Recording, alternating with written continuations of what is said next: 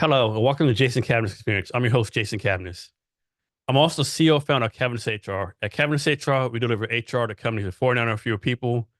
The AI-powered tech platform while providing you access to a dedicated HR business partner. Our guest today is Andrew Biddle. And Drew, thanks for being here today. Yeah, thank you. Thanks for having me. So, Drew, always try to start with a softball question. Sure. Can you talk about maybe something that you do for fun or hobby? Fun is work. They're kind of intertwined. I'm lucky enough to get to have my hobbies as my work. So I think that line is blurred Yeah, with what I do. I think so too. Um, That's how I 'Cause- am too. yeah, that's the beauty of being an entrepreneur. You get to work on the things you find most interesting. And so if I have off time, we're like, all right, well, just back to work, I guess. I know, right? So, Yeah. Then how do you take care of yourself? uh, Either mentally, physically, or however you want to define that. that is a constant battle. Um, I think lately I'm trying to get more sleep, which is difficult because there is just so much to do. Um, you know, I try to work out at least 4 times a week. I suck so much at that. Yeah, Every well, day having the chance to get up and go to the gym. I haven't been to worked out in so long. If I walk 20 minutes a day, that's my workout, yeah, unfortunately. it's funny because like I'll have this thing in my mind where I have to take time off to work out, and then that's time away from work. But an hour working out, I'll come back and I'll have the epiphany that I've needed for the last 2 months. Yeah. So it's I used to kind of pride myself on how many hours of work I would do in a week or Mhm. even in a day. It's kind of like, all entrepreneurs want to say, like, oh, I put in 16 hours a day, 18 hours a day, whatever.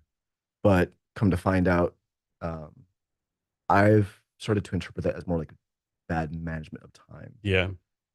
Nowadays, when I hear an entrepreneur talk about, they put in 16 or 18 hours a day, I start to interpret that more like, well, is that because you're a workaholic, or is that because you don't trust your employees enough to trust them with some of your workload? And that all the time is really focused work, right? Or is just like doing busy work, or like are you Yeah, saying you work, or you just yeah, like yeah. Or they're making themselves irreplaceable in the business. So like with Roof Tech, I'm probably spending maybe 3, 4 hours a day on it, if that, maybe two. My receptionist might say one because I'm hard to get a hold of often. But I think my most recent like badge of honor as an entrepreneur is being able to say like, well, I can take off a day. I can Mhm. come here for 3 hours and my phone's not going to go crazy because I trust the people who are working for me, and they're phenomenal people. I've had the same crew for over 3 years now. So Now, did you, because you're actually a company now, right? You're not really a startup anymore, right? Did you have the same yeah, attitude? You really can have the same attitude as a startup, can you? As a startup, no, you're going to put in some hours, right? not anymore. I think we're established enough to actually say it's a legit company now. I'm always trying new ideas to kind of you know, startup people want to always have something new, something fresh. But we have a routine down. And I think the pivotal moment actually was probably 2 years ago when I left the country for a while. Mhm. Because it's so hard to step away from your company and trust that the people you leave behind are going to be able to make it work. Um, but uh, actually, it was a little more than 2 years ago, but I left for Ukraine when that war kicked off, and and that's when I had to put my business on hold. Not on hold, but just essentially trust my employees to work for me while I was gone. And it was a situation where it was like, not only will I not be answering my phone, like you can't bother me with anything because I'm going to be focused on the task at hand. So going to Ukraine made you switch off from the 18 hours a day you're working. Well, yeah, well, I mean on your company, obviously not in Ukraine, but well, yeah, in Ukraine, I'm quite busy, but essentially, I gave everyone in the company a quick talk, like, hey, I'm going to be don't worry about me. I'm going to be fine. I'm not going to be like on the front lines or anything like that. But I will be not able to answer your phone calls. If there's a problem, here's the company card. I give you guys authorization to make purchases, make things happen. Um, and I think with that, I learned you have to have a good balance between both authority and mm, responsibility. Because if I'm holding them responsible for making the company work while I'm gone, I have to also give them the authority to to do things while I'm gone. So that was a big growing moment for me as a business owner, and I think for my entire crew also. so in your mind, how do you know it's time to like switch from like a so-called startup mode to like, quote unquote, a real company? Very good question. So you kind of just have to know. It all depends on who you have as a team. Um, Sometimes people will interpret any kind of any fire within the company as someone's mistake, but you have to like before you let someone take controls of the company, take control of daily operations, you have to already forgive them and trust them in advance.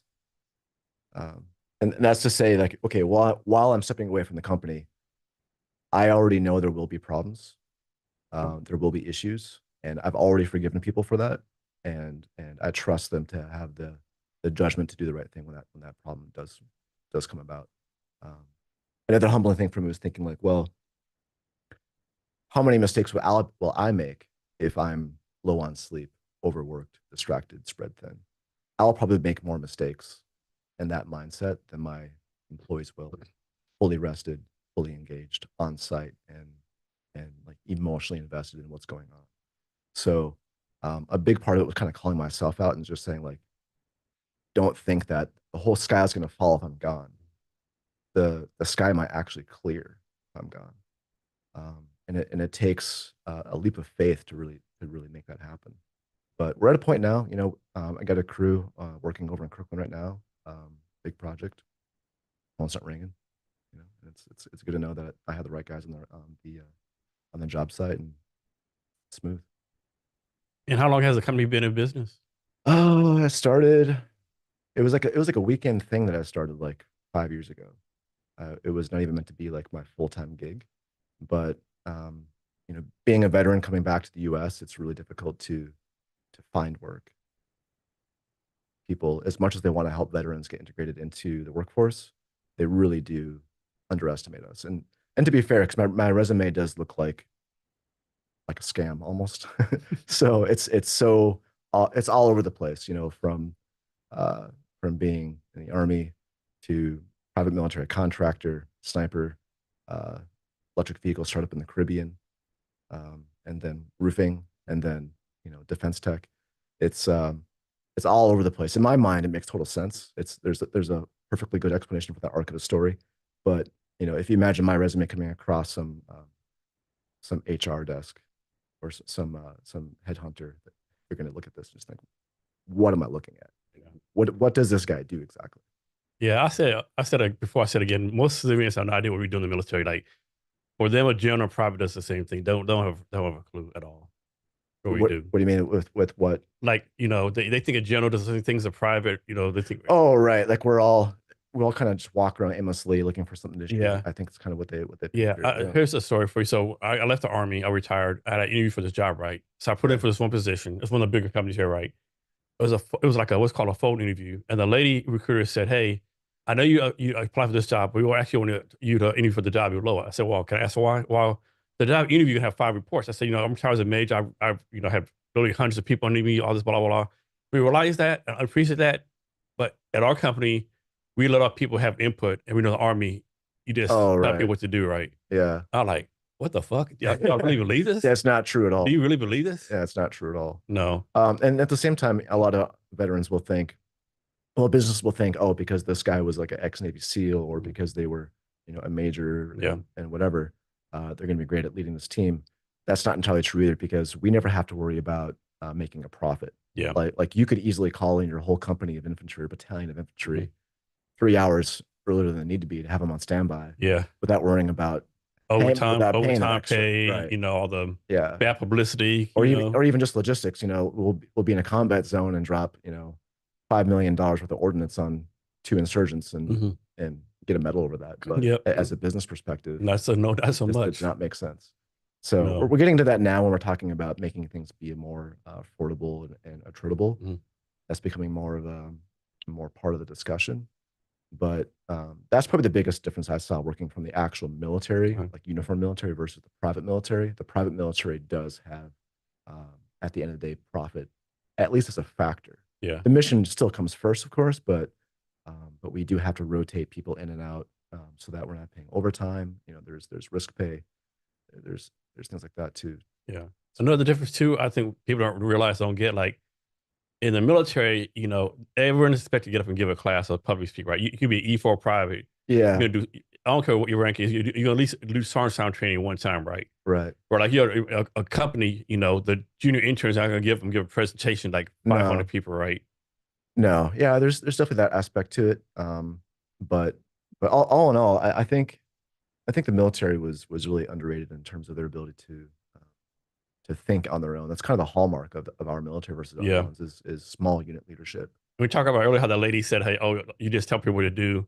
Like my experience, all the people like that were horrible leaders. They could have got fired. The great Right. leader was the one who said, "Hey, give me your input."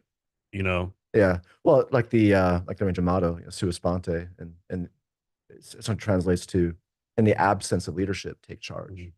Mhm. And we spoke about that yesterday. It's a very entrepreneurial kind of Yeah. phrase where, as entrepreneurs, what are we doing? In the absence of a product or in the Mhm. absence of direction from the established companies, Yeah. we need to fill that gap. Yeah. How you pushing the company forward? How you pushing the mission forward? Like how you moving forward all the time? Well, yeah, and it's daunting because oftentimes when those gaps appear, we expect the established companies to fill that space. We expect Apple to fill that space. We expect Microsoft to Mhm. ship in that space, and they may not for whatever reason. Maybe it's not worth the time and investment for them. Maybe they want to do five things well and not the auxiliary things. Um, and a big part of being an entrepreneur is seeing that even though I don't have a formal education in engineering, there's a lot of engineering work that needs to be done in like the construction sector and robotics. There's enough work for a lot more people. So back to the when you used to work 18 hours a day. So you work Yeah. 18 hours a day, and then finally you decide, okay, this ain't working, and you go like, oh, I say working 9 hours a day.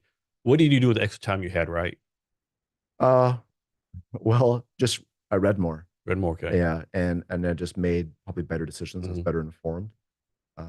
And really, when I hit like the 18-hour a day kind of thing, that lifestyle, there were things. It's weird. You get in a situation where you're not getting everything done. Still, like you're dedicating 18 hours a day. You're making good use of your time. I'm not on Facebook messing around. I'm not on YouTube getting distracted. Like I'm 100% working. And when things keep falling through the cracks, I realize like there's nothing more that I can do. Like I am a 100% in this, and there's more than I can handle. Yeah, I'm a big believer. Like I think it's called the law of diminishing returns. Like suppose like you practice shooting like free throws, right? Right, right. To a time like you've supposed to hit 10 in a row.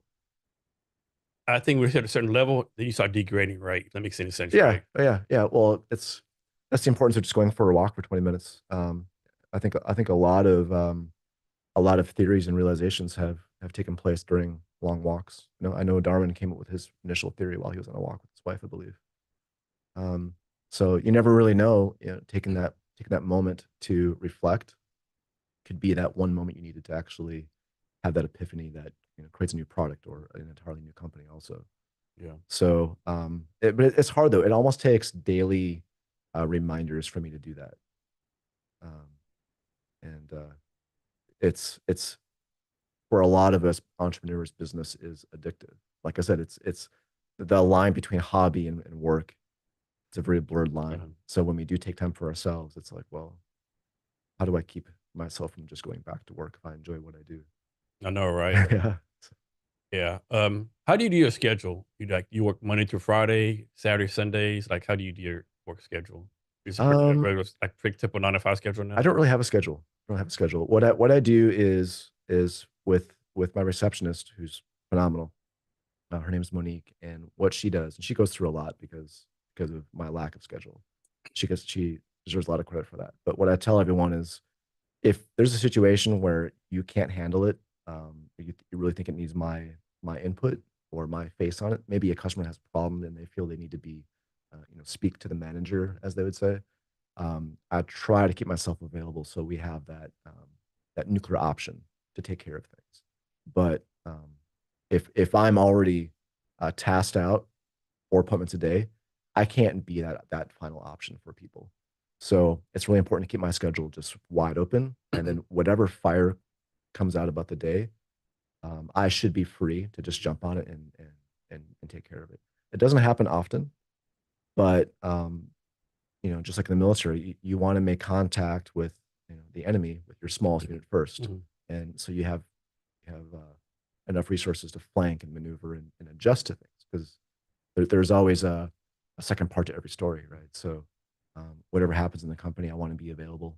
Maybe have my truck available, empty, ready to carry something to someone, or just have my phone available to talk to someone. So how do you do this? It's like this, in my opinion. It's like a lot of companies, they're like hire someone brand new and have that person do customer service, right? So you have your most junior, untrained, lack of knowledge person do customer service, right? Mm-hmm. And to me, that seems like the wrong answer, right? You should have your most experienced person do customer service. How do you handle that at your company? I actually I do like having new people, fresh people, because I think a big part of I think every company, as a culture, we get trapped into an uncomfortable norm, and it's hard to have a new norm in your company. Like you bring a new hire on because there's something about your company you want to change. Either you're growing or you want to change something, and it's easier to change it when you have someone fresh that So you're not scared they might say, I don't know about this, or no, I think if you do a good interview, you can spot them. Great people are great regardless if they went to college or not. So like Monique, my receptionist, she has a degree, I think, in the computer programming. Doesn't use that degree at all, but she cares so deeply about everything and everyone that she's great at what she does. And So I think you would spot that very quickly. okay. It's almost she cares. She's a good addition to me because as an entrepreneur, my mind's in 1,000 places, and she's very, very detail oriented. So I think you have to know, like, as a business owner, what are you weak on? And instead of hiring, some people will hire someone like their twin because they want to get along with them. But you need to be able to say, like, okay, um, you know, we have two people here driving this car. I'm the gas pedal. I'm the one that's always wanting to go fast. I need someone to be the brake pedal. Yeah. I need someone to be like, nope, can't do that. Maybe you should check your blind spot on Yeah, you're this right. one. So many entrepreneurs hire a Yeah. mini me. Yeah. I want the polar opposite of me. Yeah. I need that. Like me, I'm an introvert. I can't create anything. So to me, I want extroverts and creative people. Right. Yeah, it makes sense. So, and that's kind of the natural uh, evolution of being a business owner, is just knowing your own personality, and having someone else come on board that is the opposite of that, the yang to the yang, I guess you could say. But yeah, having someone new on customer service, I enjoy that, because I love watching someone go from zero to something, um, especially if they're coming out of high school or they're coming out of college. Um, when you have someone young like that, their life has already changed dramatically from like age 16 to 18, and changed again from like 18 to 22 or 24. So they kind of have like this momentum, this expectation of momentum. And if you can bring someone like that into an organization, they have an expectation of momentum. And so, me being in my 40s, we start to kind of accept things the way they are. So it's good to have um, newcomers come into the organization and keep expecting things to change, expecting things to get better. They expect pay raises. They expect next year to be different. And that's hugely important. So no, every company talks about, providing a great user experience, great customer service, great customer experience, but hardly of them do. What do you do at your company to make sure your customers have the greatest experience as possible? Well, it's it starts with the sales team, and you know, to be honest, I don't really care for sales, although I do a pretty good job at it. My tactic is to speak as intelligently as possible about the problem. So a lot of, like, I think a good customer service or customer experience is going to come from, is this person in my house selling me a roofing system or a roof service? Are they taking the time to understand my actual issue? Or are they talking to me, or are they presenting me their their their iPad and their PowerPoint presentation? You see that a lot. Like, go to like these roofing sales gurus and whatever else, they have like these actual multimedia presentations that you can show customers, like, this is our technology and our shingle and blah blah blah. Business owners need to understand that customers don't really care about their company, not nearly as much as they care about their actual house.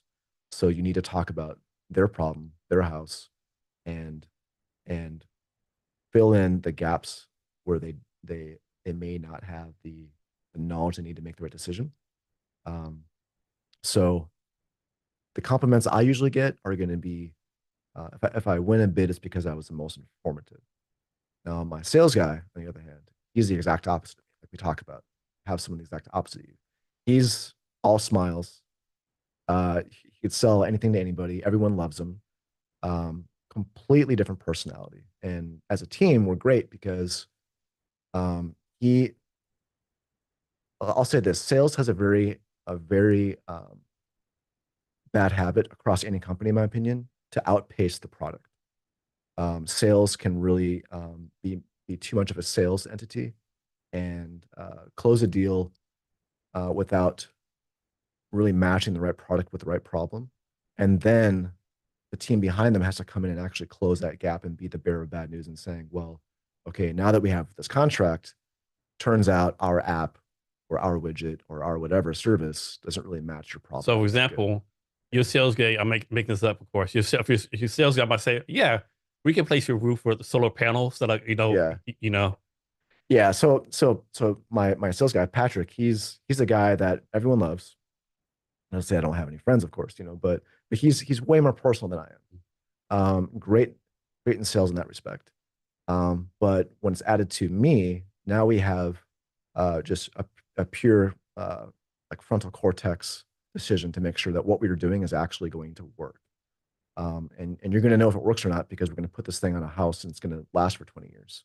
So you really have to know what you're talking about and know what you're doing. So I think a good sales team, a good customer experience, going back to that, comes from making sure you actually have a good human face to the product. But there's no shortcut to knowledge. You have to know what you're doing. There's no shortcut around that. So I handle this right. Yeah. Make this up again. Let's suppose you're doing a job for a customer, and you're halfway through the job, right? And for some reason, that customer just becomes like too needy or too demanding. It's like, yeah, we've had that. And you're like, okay, I'm halfway through the job. Like you just say, hey, we did have the job, we can't do it no more. Or you just try to quote unquote use arm to suck it up and like keep on going. I can spot that before it happens usually. So a question I'll ask, my customers will watch this podcast and know all my secrets now. But I will ask them, because usually when someone's doing a roof, they're usually doing other things. Like they're at a point in their life where, okay, I'm gonna get the roof done. I'm gonna redo the bathroom. I'm gonna redo other things with this. And so a really good question to ask a homeowner is, what other projects do you have going on with the house? How is that project going? Are you happy with that contractor? And that will kind of give you an idea of like what their expectations are. You'll have everything from someone saying, "Oh, phenomenal, they're great, no issue," and here's his card, recommend him to your next customers, whatever. Or you may have someone that's like, "Oh, their truck's really loud. They drive a pickup truck." It's a fucking truck. Yeah, and I've had that. People have had requested that when we're on the job set, we don't bring trucks. And so when it comes to that, That's like a red flag. yeah, I would think. then I would gladly tell them like, call my competitor. Yeah, I want you two to work together for sure. So, and that takes experience too. You can't just say every customer's right, and you don't want every customer. You just have to basically say like this one project could soak up all my energy, and so the trades are so they're in so much trouble right now that contractors actually have quite a bit of freedom to choose who the customers are going to be. yeah. I mean, can you hear the stories where you like, a customer says horror story. You'll hear someone like on Facebook say, "I'm looking for someone to redo my deck. They quoted me $50,000. Like, how's this $50,000?" Yeah, I get that too. Especially on Bainbridge, we get a lot of that, and they'll cross the bridge and everything goes up in price. Yeah. And the thing about that though is I've gone to houses that are on the water. They're just basically mansions on the water, and you may think this person's well off or they have a lot of money, but as you get into the bidding process, you may find out that the person's selling the home because they have cancer, right? Or they have bills to pay over a death of a loved one. There may be some very tragic reason why this house is being re-roofed or worked on, and you can't just assume that nice house equals tons of money. Yeah. So sales is a very humbling process.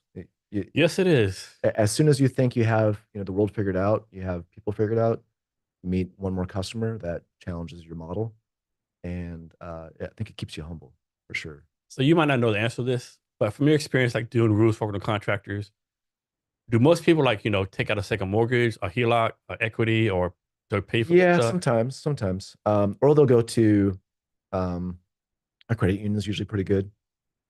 We've seen less of that because rates have gone up a little bit. Mhm. But your normal house is going to be within the budget of a couple credit cards, maybe.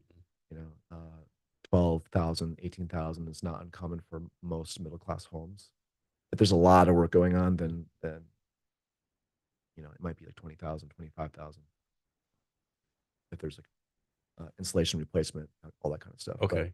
But I think most people with like a couple credit cards can do that. Okay. And then what your company does, you do re-roofing for residentials. Is Right. there like a certain like niche you have, like that the roof has to be 10 to 20 years old, 30 or 40, or does that matter? Oh, well, if it's new construction usually fails very quickly because new construction is usually put on by the most novice roofing crews out there. Um, for your listeners, new roofing crews are paid about half of what re-roofing crews are paid, and the quality shows for sure. So if it's new construction, anywhere between 13 and 16 years, statistically, that's when they get replaced. Um, and then if the roof has been done before, or is it the second roof going on, usually around 18 to 22.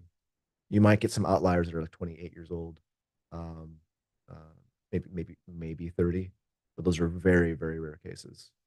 What are some indicators that someone should replace their roof? I mean, obviously, if it leaks, it needs to replace it, but even like Yeah, well, minor indicators. yeah. So actually, most roofs that fail don't fail because they're leaking, and that's always a big surprise to people.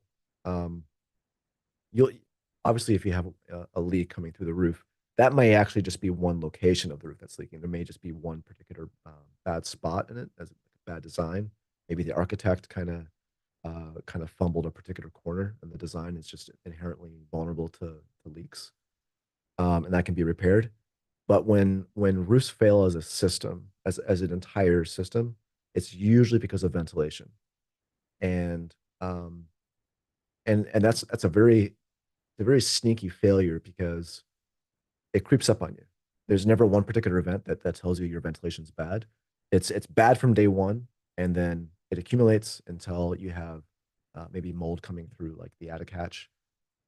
Pop that lid, look inside, and there's like a bathroom vent that's been disconnected. That's been spewing humid air into the attic for 15 years, and then you find out you have no leaks, but your plywood is covered in mold, insulation is covered in mold, and all that has to go. So actually, we're the first roofing company to introduce IoT into that process. So, we talked about being busy. Um, People are not just business owners doing 18 hours a day. Anyone working at Microsoft or Amazon is spread pretty thin too, I'm sure. So, we put humidity sensors in the attic space next to those points of failure. So if there's like a bathroom vent that can become disconnected, we can put a sensor next to that. And if every day we're reporting maybe 40% humidity, and then out of nowhere it goes to 90, we get we detect that anomaly. It goes back to our office, and we find out, hey, sensor five and whatever house has a humidity event. We can go out there, check it out, and see what the problem is before that whole roof system fails. So it's like a check engine light for your house. Okay. So winter's coming here.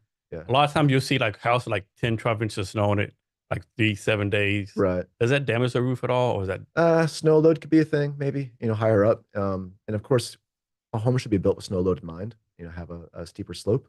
Um, but if it ever became a real big issue, we could take a drone and we could fly by the house, drop like ice melt salt. We could drop that in the roof and melt it. Um, I'm always trying to find ways to bring tech and drones into everything. Like something as simple as a roof, I bring robots into it. I overcomplicate things, I guess, or make it simple, whichever way you want to look at it. But yeah, with snow loads, you could drop okay? some salt on there. So I want to go back to the other company you had. Yeah. I don't think it's in business anymore. A company called Vertivolt, the one you had in Mm. Belize. Yeah, yeah, Can you talk about that? yeah. So, And well, was that your first startup? yeah, I Okay. started the hardest startup I ever had was my first one, um, which I don't recommend doing. Especially don't have your first startup be in a foreign country. Uh, Like you said, you like to complicate shit. Yeah, I do. So the background story to that, I worked in Afghanistan as a sniper for about 7 years or so as a private military contractor. And if your only foreign experience is the Taliban and Al Qaeda, you're going to be a very jaded person. So, going back to finding your opposite and going there, I figured, what's the opposite of the Taliban? What's the opposite of Al Qaeda? It's going to be Rastafarians and Belize, right? So I bought some property down there and uh, lived in a 400 square foot little concrete cabana on the beach. And I met my wife then too, my girlfriend at the time, my wife now. She's Canadian, and so we could not just move to America because of the immigration process. I can't just move to Canada. She can't just move to the U.S. So when I finished contracting overseas, I was like, well, I have a little cabana on the island down in Belize. We can just live there for a while. And as any couple in their late 20s would, um, thought it was a great idea. We moved down there, and within 2 weeks, I was like, all right, well, what am I going to do while I'm down here? Because believe it or not, a tropical island does get kind of boring after a while. So so I figured, well, the cost of distance is pretty heavy down there. Gas is like $10 to $12 a gallon. Yeah, and the boats that you take to go down the coast to get food get about 1 mile to a gallon. So we're spending, and the route is about 10 miles. So depending on how many times you stop, whatnot, you're spending anywhere between 120 $200 or more on gas for the boat just to go get groceries. So there's no road connecting where we lived to town, so it was only by boat, and everyone gets by boat or golf cart in some rare occasions. And so, like, all right, well, what if we convert these to be electric? What would it cost? And it came out to $7. Huge, huge difference there. So it was a no-brainer. Like these boats have to become electrified. And of course, there's environmental implications to that too. Two-stroke engines are by far the worst offending engines out there in terms of emissions. Like you can't measure everything with just miles per gallon. You can't just say like, oh well, a motorcycle gets 50 miles to a gallon, therefore it's eco-friendly. There's tons of emissions that come out of a straight pipe motorcycle, for example. So we did the math and figured, all right, well, we can transport people from one end to the next for like $7 in energy. That's one way. We can charge a water taxi full of people, make about $300 per trip, do that 14 times a day. It's good money. And so we had a joint venture with Cat Marine out of South Africa. And through their connections, we had a project going with, let's see, what was the university? It was University of Stellenbosch, South Africa. It's kind of like their maritime university. And South Africa has a lot of great tech still, a lot of good maritime tech. And so we worked with them and another battery company out of Miami. And I put all my money that I saved up from Afghanistan into this project. Single-handedly dug all the charging points because the infrastructure is actually hugely important for an EV startup. You have to have the infrastructure. So that was great. I mean, we're like pickaxe, shovel, and everything, digging out the trenches for laying cable. And literally about 2 weeks prior to launching, my battery and motor manufacturer called me and said, "Hey, sorry, we're going bankrupt and you're losing your deposits." So overnight, I went from being not rich, but pretty well off to having less than that. And right then, my daughter needed surgery too, had to pay for surgery. And we tweeted back to the US. That was my first time living in the US since like 2006. And this was 2017, 2016. So I came back to the US feeling much like an immigrant. Like I haven't been here in a long time. Like I have the accent. I know which clothes to wear. I know what side of the road to drive on. But beyond that, I don't know how to get around here. I don't recognize my hometown. It's changed. Um, Getting a job is hard because my resume is, sniper. Who's going to hire that, right? And then, EV boat company. that's confusing also to people. So uh, it was uh, very humbling to come back here and to go from someone who's making a very healthy 6 figures a year to uh, going on Craigslist looking for random work. You know what? Totally off subject. That still blows my mind that people find jobs on Craigslist. Yeah, Like when I think it's of Craigslist, I think of like shady stuff, notorious stuff, yeah, illegal stuff. it's actually very. But everyone says it's one of the best places to find jobs It to hire actually, people. yeah, Craigslist actually has one of the highest revenues per employee.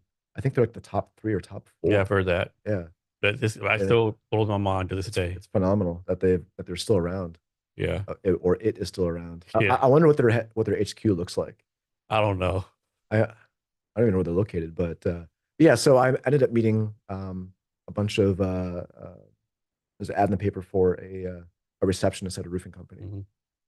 It's like, sure, I'll take it, Hmm. whatever. And I go in there and the roofing company's doing pretty bad. They're in a real tough spot. It's in Minnesota, um, and they're heading into the winter. Roofing, as you can imagine, in Minnesota is very quiet come like January.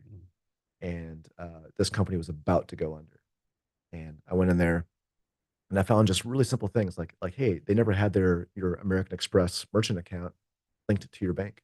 So you got like 14 grand just out there in space, not in your Out in the cloud yeah. somewhere. Yeah. So there's just really easy work. And my boss at the time thought I was A like, superstar. yeah, and was not You're the definitely greatest not. ever. Yeah. And I'm just like making sure this is connected to that. And that's all I'm doing. Right. Um, but it was the immigrants that really took a chance on me. And I'll never forget that. So I kind of have a sweet spot in my heart for the veteran immigrant duo. Um, I think because veterans, we going back to how we expect things to change. If you're 28 getting out of the military, you're hungry for a step change. You're not happy with the way things are. That's why you got out of the military probably, and there's a life that you want, right? And you're old enough now. You're 28 or 30 years old. You're old enough to actually have a little bit of wisdom behind your decisions. And immigrants may come here around the same age, and they know that it's on their watch to make a step change in their family. So when you put us both together, um, I think it's a really powerful combination. That's what immigrants also think they know. They got here, like someone back in the home country sacrificed for them to get here, right? Either Oh yeah, someone worked an extra job, like yeah, they just pop up coming, right? Something like happened for them to get oh here, yeah, right? And they probably feel an obligation, like, hey, I gotta make it, or else I'll let my pops or moms or whoever back home like down. yeah, yeah. So they have obligations to their family, which is a great motivator, of course. And a lot of them, I had some random jobs, in between all these stories I'm telling you. For 2 weeks, I worked down in Texas for I think it was a company called Marine Clean. One of my friends was having this cleaning company and needed someone just to kind of manage it for a week or two. I went down there, and the people who were working as janitors, like actual janitors, they were attorneys in Venezuela. That's the one thing I don't So understand. I see the reason for it, but you hear all the time, like, yeah, this guy from the country of India had a PhD in engineering and yeah, whatever. Now yeah, he's like a fucking fry cook. yeah, yeah. I, So, and that's the thing. Like you don't know what kind of greatness is actually um, existing in that person you're talking to, and you don't know that unless you're like you're in sales or take the time to actually talk to someone. But when you're in the trades, it becomes increasingly obvious that a guy working with his hands with some calluses, for all you know, he has a degree in computer programming, and by because of the circumstances of where he is in life right now, he's putting a roof on. So for me, it's a great way to have really high caliber people that are very intelligent to be on your team. And it's great about that because when we're pairing technology with the labor force, we have a problem where how do we match someone who's competent enough to troubleshoot a robot, but humble enough to do blue collar work? yeah, I think that seemed like that'd be a hard match to make. It's very hard, and it's funny because I thought, oh, now that I have robots working for me, I won't need as many people. Well, now I need a very special person. So I'm actually kind of painted into a corner. Well, now I need someone who's intelligent enough to troubleshoot a robot, or to think like have a problem like, oh, we were charging the robot off the truck, turned the truck off, left the alternator on or the inverter on. Now the truck is dead, but the robot works. Okay, how do we get the robot to jump the truck? You know, those kinds of things. But then have someone intelligent enough to think that way, because I'm unavailable. I might be like in Ukraine or something, right? They have to think of a way to overcome this problem without calling anybody, but then have the humility to get on a ladder and do the last 10% of the job because the robots just can't do it for whatever reason. So, Drew, talk about some of the lessons you learned from your first startup that helped you be successful this time around. Oh, big one. So do not quit your day job. Always have a source of income. If you have a source of income while you're doing your startup, you don't have a runway, and that runway will put you in a situation where you have to make some some terrible decisions that may be not incredibly necessary if you have an income. Um, and you may be working a little slower, and you may end up having to go back to that 18-hour day thing we were talking about, um, trying to avoid that. But the biggest mistake I made was giving up my job, which was six figures, working in Afghanistan, and then doing the startup. I could have done like most of my work, most of the feasibility studies, a lot of the negotiations, a lot of that stuff. I could have done that remotely from Afghanistan, and I should have. And other things like don't spend 2 weeks in your logo. No one really cares. Yeah, right here, right here. Yeah, don't. No one cares. They're gonna forget about it. Go to any of my competitors or even my customers who we did a roof for. Ask them who did the roof. They won't tell you the name of the company. They'll say, "Oh, uh, Paco did," or "Andrew did." They remember you, not the logo or the company. Unless you're of course like Apple, you know that it changes. But no one cares about the logo. Um, um, yeah, so don't spend time on logo. Just give yourself a day, maybe. If you're successful, you can always hire someone later to make a cooler logo if you want. Um, and and stay quiet. You don't need to boast about what you're doing, especially in tech. I think tech is very um, has a bad rep of saying what they're about to do or saying what they can do. You have to be result driven and product led, especially in tech, because there's no way to, well, especially in roofing. If you're not the best, someone's going to know. You can't fake a good roof, you know. So um, I know there's really no shortcuts. You just have to be legit. You have to be the real deal. So earlier you used the phrase eco-friendly. What does that mean? Does it mean like you're a tree hugger? Oh, Does that mean like you want clean air and clean oh, water for everyone? eco-friendly. I'm an environmentalist, so that would mean that everyone disagrees with what I have to say.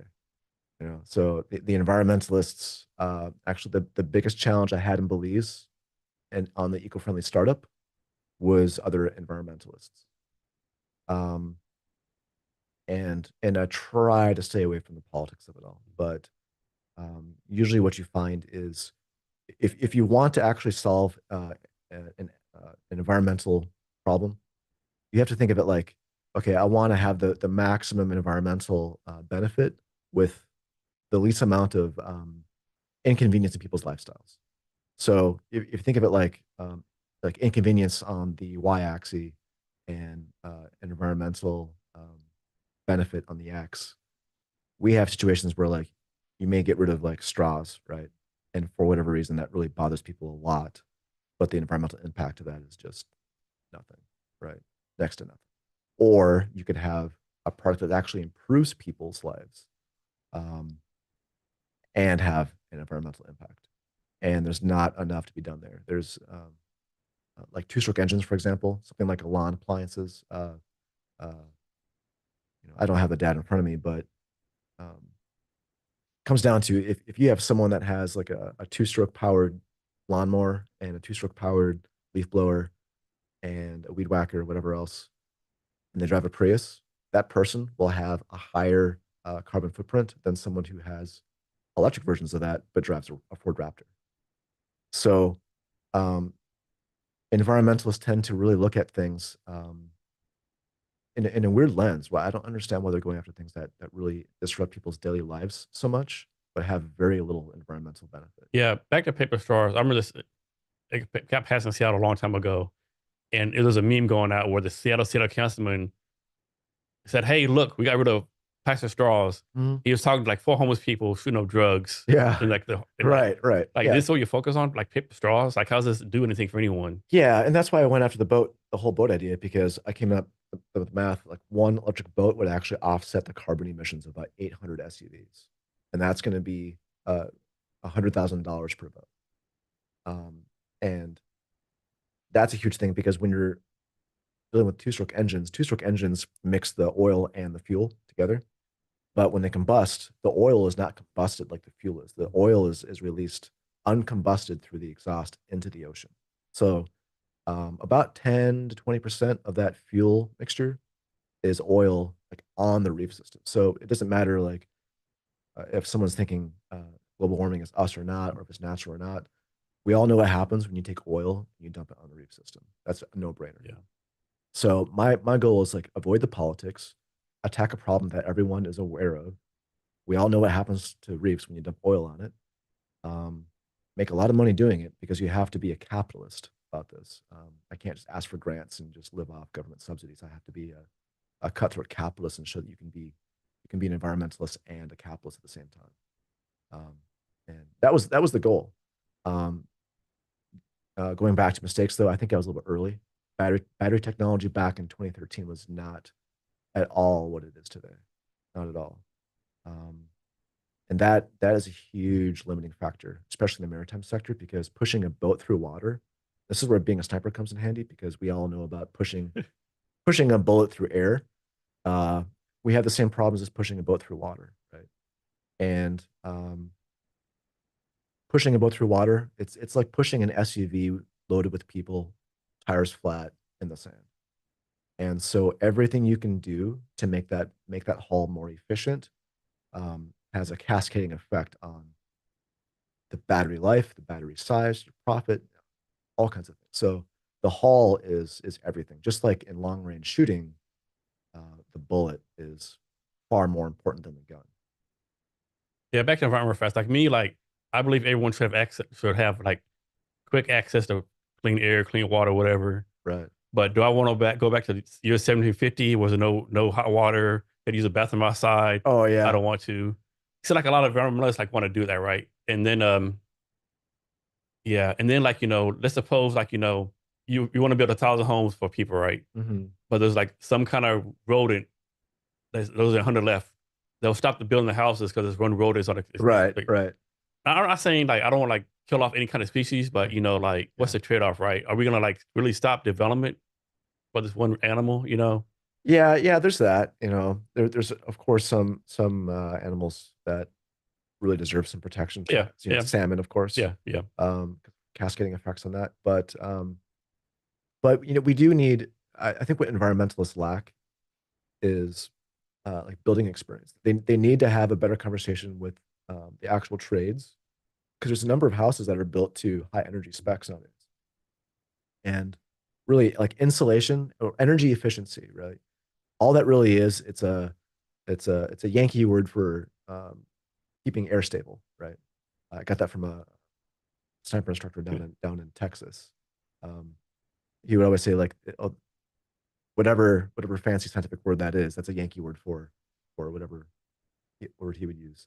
But energy efficiency is going to be keeping air from moving, insulation. Air not moving in the Northwest is mold. And so there's a lot of homes that are energy efficient, but have problems that have to have the entire thing gutted, removed, and tossed. So, and you can go to, uh, you know, various transfer stations, dump stations, and just go there in the morning on the noon, around noon, and look at just the sheer amount of building material that's taking up all these spaces. Like people's personal garbage is nothing compared to the amount of building debris we have out there because of um, failed ventilation systems or failed roofing systems. That takes up probably 30 to 40% of the entire volume. I have actually asked them that before. I'm like, how much of the stuff is actually construction debris from remodels? Close to half. And a lot of that comes from um, trapped air. Trapped air, moist air leads to mold. It's got to get gutted. and get replaced. So, so you have to wonder like, well, if this particular material is eco-friendly, like, is it eco-friendly if it has to get torn out and thrown in the dump every 10 years? So they just need to have a better conversation with the actual trades and the architects also. Yeah, this is another question I have. For lack of a better term, like the hardcore environmentalists, right? It's like they always say the human race is destroying the world. There's no way we can come back. I could be wrong, but wasn't ozone layer like half gone, and that was like pretty much like 95% back because we got rid of chloroforms or something? I think it came back. And actually, I haven't read about that in a while, so I can't speak intelligently about it. But I do recall reading at least a headline recently that the Earth, I think, is like 10% greener now than it was 20 years ago. Yeah, And there's kind of a mixed bag because it's greener. Yes, it is greener, but it's largely because of more agriculture. yeah, So it's not like the rainforest grew back. mhm, It's more like, well, we have more vegetation. yeah, So, well, more agricultural output, some more plants in that regard. So, I'm not sure. The story is still developing on that. yeah. And this is some of my ignorance, right? So like some people say the war's been around for billions of years, other people who read the Bible say 6,000. Oh But yeah, yeah. regardless, we say, isn't it kind of like egotistical for us to say as humans we like destroy the planet in like 100 years when it's been around like thousands of years?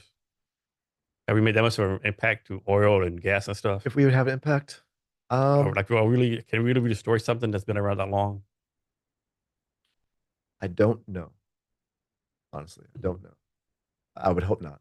This is kind of egotistical. I Right? think that we as a human race like Yeah. destroy the whole earth, and 100 years is a relatively short amount of time, even as you compare to 6,000 years. Yeah. Well, I am curious. We obviously do have, let's say climate change or global warming. I am curious if we can determine how much of that is us. Yeah, And it's a moving target. The problem though is that every time that data is updated, people are want to jump on that particular data yeah. to reinforce their And position like, on how do you this. prove your case either way? Like, how do you prove like we're destroying it, or how do you prove like no, it's a Earth cycle every billion years this happens, right? Like, Right. how do you prove that? You can't. Well, I At least I think, don't think you can. yeah, and so I think as an environmentalist and entrepreneur, you want to tackle things that aren't up for debate, that do have a good environmental impact. So, like going back to the ocean, for example, like we know we need salmon, we know that we need a healthy ocean, Mm. we know we need reef systems, we know that we need that, and we know what happens to it when we dump gasoline.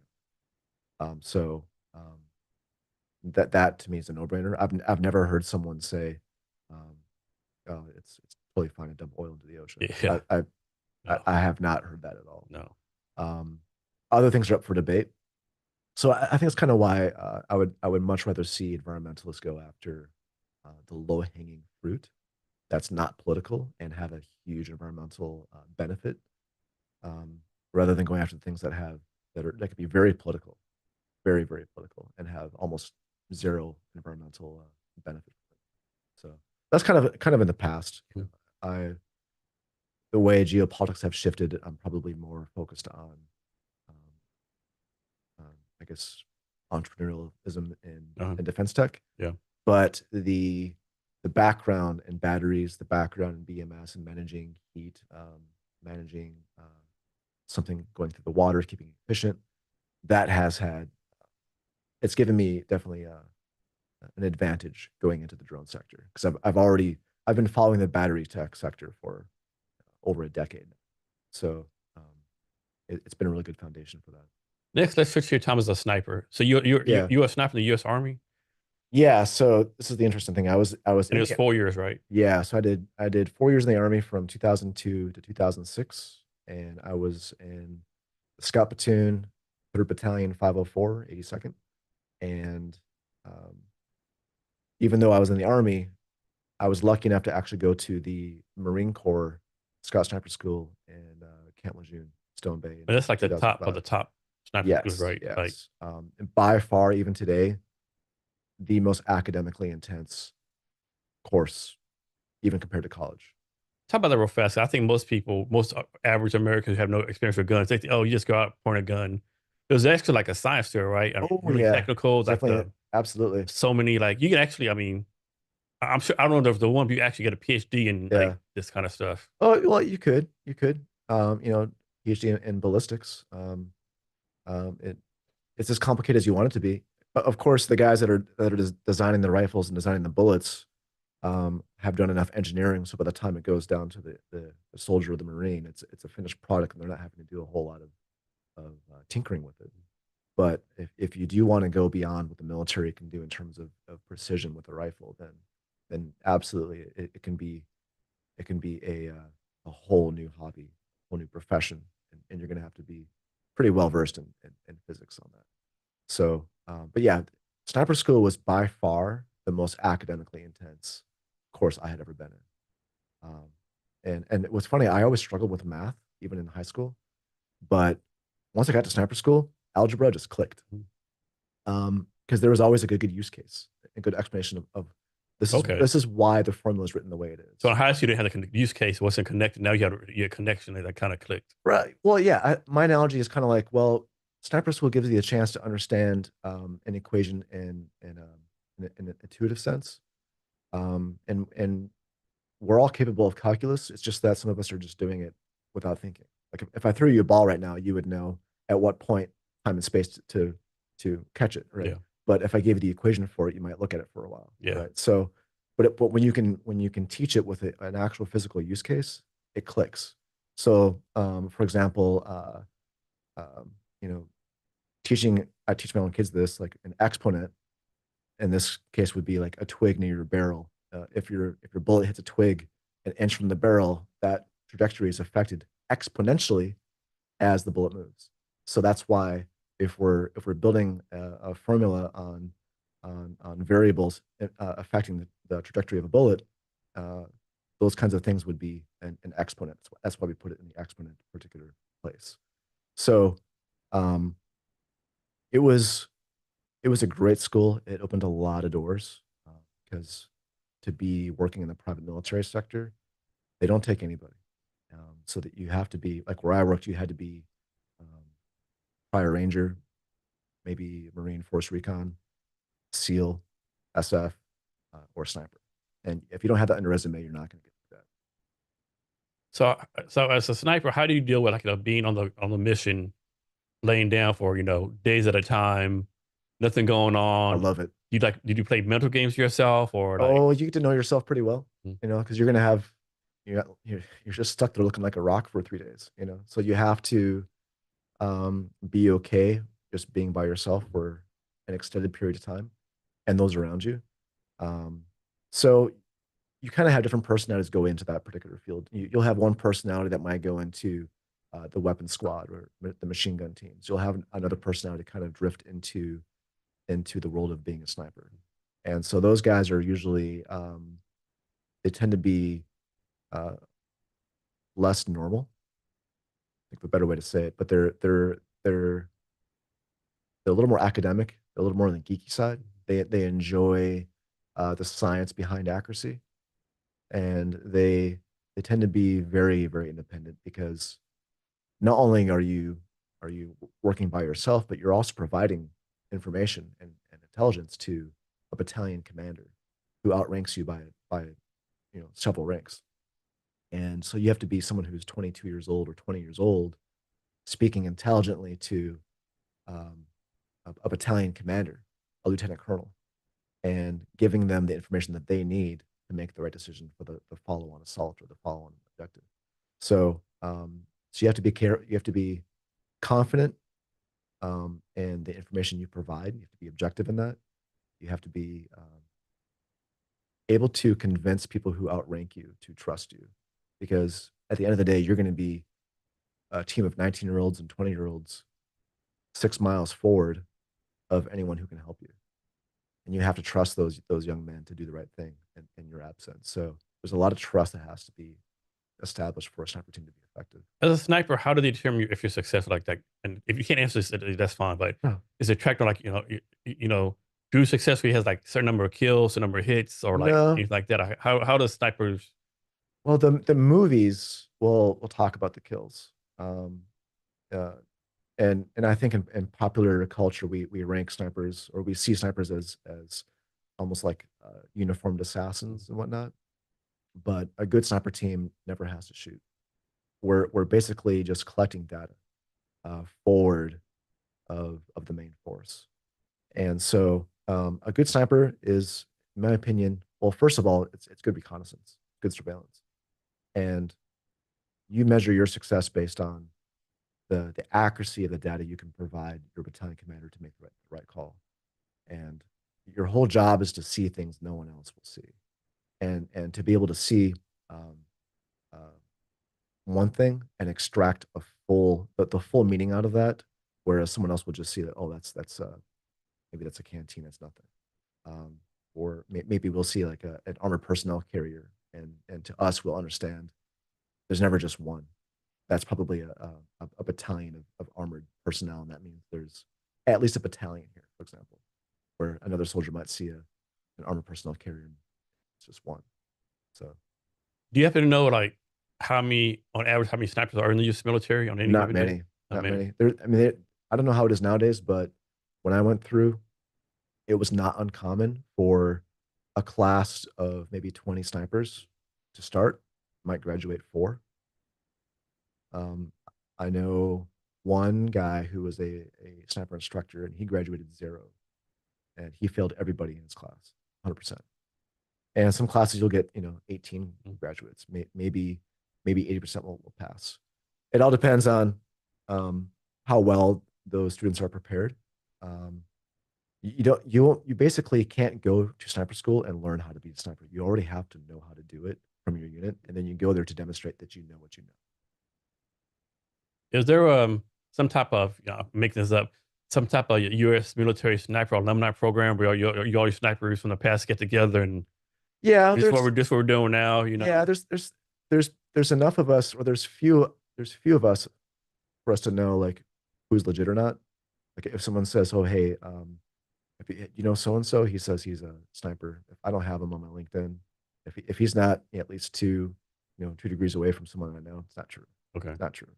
There's maybe at any given moment probably 300 active snipers in the Marine Corps, even less now because they discontinued the 0341 8541 MOS. Um, and in the Army, there's probably a similar amount.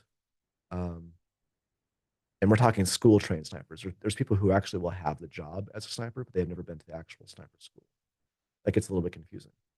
But school trained, maybe the Army will have maybe 600 active working as a sniper and school trained. Marine Corps, I don't know what it is nowadays after they deleted that course, but maybe 300. Yeah, that's still crazy to me that you told me yesterday that the Marines get rid of the sniper or whatever. Yeah, And like that's blows my mind away. it does. It does. And the snipers have always had kind of a rough relationship with um larger military organizations because we are we are kind of a subculture, I guess you could say. Um and it kind of comes down to just the daily life of garrison duty. In garrison duty, you'll have a battalion of infantry doing the everyday things of working out in the morning, and then maybe cleaning weapons for 3 or 4 hours, and then just kind of doing their infantry things throughout the day, which is probably not a whole lot. The sniper teams, the scout teams will be out in the woods, and we're going to be out of sight, out of mind, training and doing things, brushing up on like land nav, train association, trying to get range time. So you really get those individuals they take warfare very seriously. The guy who sent me to sniper school, his name is Jason, and he was a phenomenal leader. To this day, with the best leader I've ever had in the military. And he taught the the art of long range precision rifle fire as almost a martial art. So we took it very seriously, where other guys were maybe like just trying to get out of the military after a couple of years in. So when you go on a sniper mission, like how do you decide how much food to take? Like you take 3 meals, 3 MREs, or you take as minimum amount as Oh, possible. well, so in Iraq, I packed very, very light. And I packed light because my tactic was this is actually just before we had the surge, before we transitioned tactics in Iraq. And just before we got there, the army was still staying in huge bases, right? LSA Anaconda, Camp Ripper was, I think, the Marine Corps base. And they would go out and patrol, do a presence patrol, and then come back. But they would presence patrol through a town or a city full throttle on the Humvee, just flying down a road and coming back. And there was, with the headlights on. yeah, and they would have just no interaction with the Iraqi population. Our unit was very different, where we were kind of pioneering, or we were the test monkeys of General Petraeus's new tactic Yeah. of being embedded with the population, and that was amazing. So we would pack light on food because we would end up at people's houses having lunch with them, dinner with them. I don't have it with me, but I have photos of us sitting in living rooms or great rooms with elders of the family watching Saddam's trial, and my armor is off, um, and we're having baklava with that particular family, um, and it's almost going back to the whole sales thing. You never know who you're going to meet in these situations. I was in one house. The father of the family was a University of History at or a professor of history at University of Baghdad, completely fluent in English. And I was there for 3 days, and we talked about everything from Socrates to Plato to World War II to Al Qaeda in Iraq, Sarkawi, 9/11, and we had these conversations, these real deep conversations over a 3 day period. And um, those conversations is what really turned the tide, I think. And it goes back to command trusting the E3s, the E4s, and E5s to go out there into the population and engage in conversation and actually squeeze a victory out of that situation. So for me, some snipers will talk about maybe how many kills they had or whatever. For me, the success was how many people told me that you're the first American I've ever spoken to, or you're the first squad of infantry I've had a conversation with after 2 years of warfare, the first ones, and putting a human face on that, and realizing that I had one family, and I'll never forget this. We took over this house because this house was overlooking a road that was being used for um, a roadside bomb placement. I think like 14 IEDs had gone off, and like 2 weeks prior to this.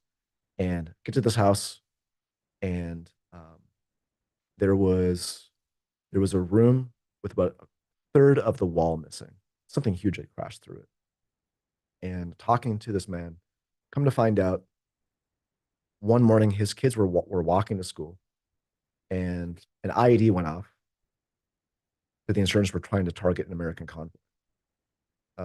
That IED hit the American convoy, but also killed one of his kids going to school.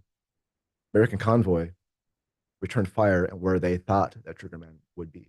So you have 3 types of enemy locations. You have known locations, you have suspected locations, you have likely locations. So I think they just shot some bursts, some rounds into known, suspected, likely locations. And that happened to be the corner of his house where he had another child there also. So in a matter of what could have been 10 seconds, this man lost one child to the insurgents, one child to American. And you got to think like, what does a guy do in a situation like that? And that was a really hard conversation. Imagine being 21 years old and talking to someone who had gone through that. Yeah, it's tough. But the conversation we had was something to the effect of, regardless of what happens, whatever policies our nations have towards each other, you and I are in this AO together, and you and I have to have our own policy of what happens now. Are we going to get rid of these insurgents putting these bombs in the roads, or are we going to tolerate this as a normal thing that is?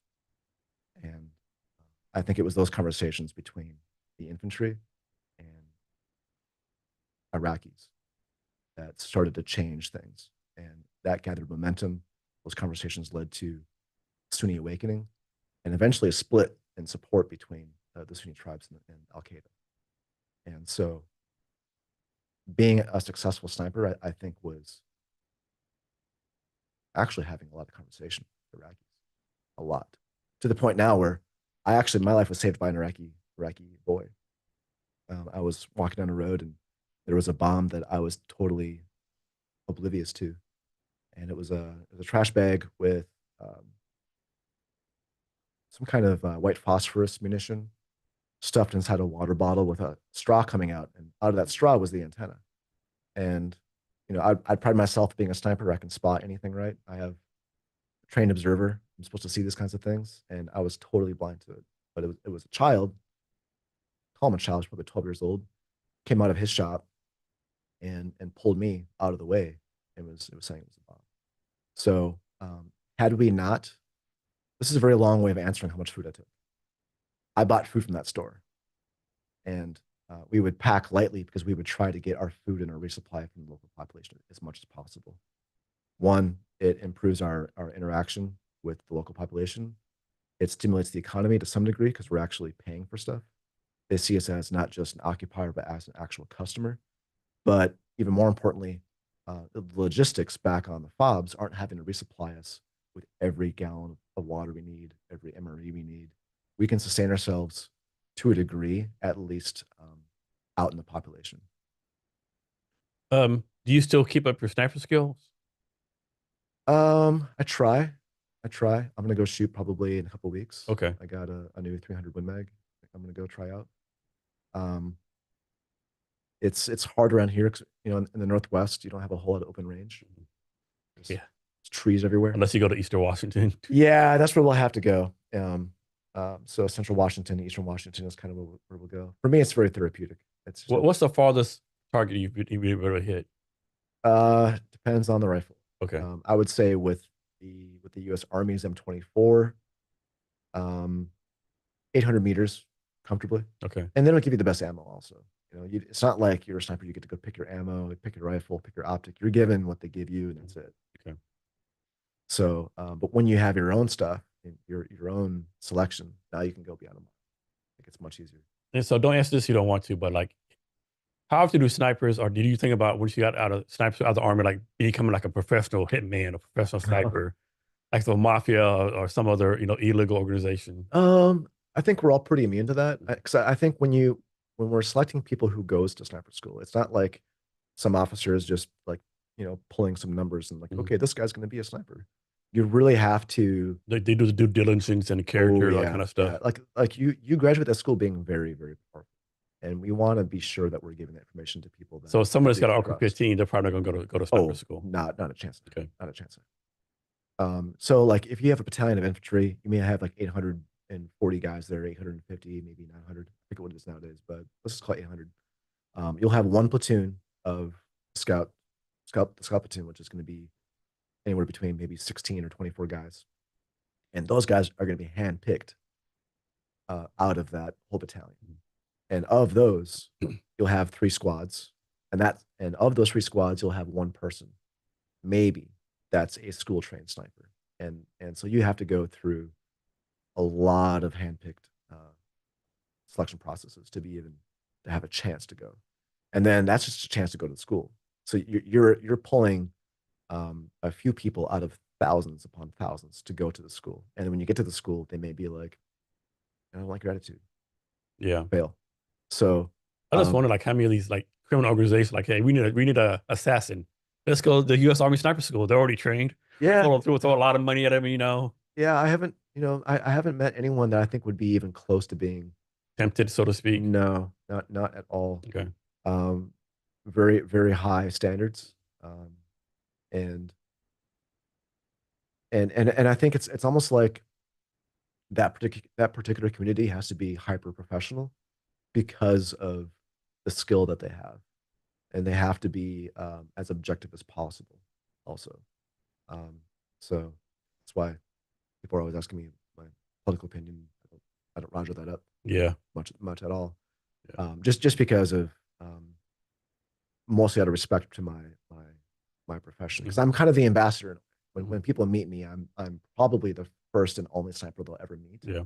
So so I have to be the ambassador. Yeah, because and leave the there's not a lot of people with a word sniper on their LinkedIn profile. right. And so I kind of go back and forth. I could bury that, and maybe people are kind of freaked out by that, and I shouldn't say it, but I think it's important to put a face on the profession, and um, and just show the difference between a trained professional sniper and how we see the world versus how Hollywood makes us out to be. Next, let's switch to Ukraine. So after the war in Ukraine started, you actually went there in person and did some stuff, right? Can you talk about that? Yeah, so it's kind of funny. So Roof Tec, building robots and building drones. Um, Leading up to the war, I've learned to kind of trust like my sixth sense for conflict. Um, we talked about this yesterday. You know, every 10 years something kicks off. It seems to be. And when I was watching the Russians start to move troops around the first time, they had, I think it was a year prior to that, they had some movement on the border, and it made sense that they may invade. So I was kind of following Ukraine about a year prior to the invasion, and when they started moving troops again, and I read a report somewhere, it was some open source intel report showing they actually had um, they moved their medical units to the front or to the border, and they actually had blood on standby. That's the indicator. No one brings blood uh, on a training Or for on a training. exercise. It's not happening, especially Russia. We know it's going to kick off. And then I figured, well, the terrain there is pretty mucky and fall. I think they call it the Black Winter. And so I figured, all right, well, they're going to invade. They're going to do it maybe 2 or 3 days after the ground freezes. So I was watching the weather. Just turn off the news, watching the weather, and sure enough, you know, after a few good days of frozen ground, they kicked it off. And so at that point, you know, I had a roofing company that could build uh, some pretty heavy payload drones, carry 8 pounds easily, 10 pounds easily, and a lot of munitions weigh less than 10 pounds. And yeah, the war kicked off, and I called up some of my friends, some bunch of guys that used to work for or work with us over in Afghanistan. Dare I say, ex Blackwater guys, which by the way, the most professional group I've ever worked with. Different story, but we kind of saw it coming, and I figured, well, we don't know how long Ukraine will last against this invasion force they have on the border. This will probably be an insurgent war, and so we went over there.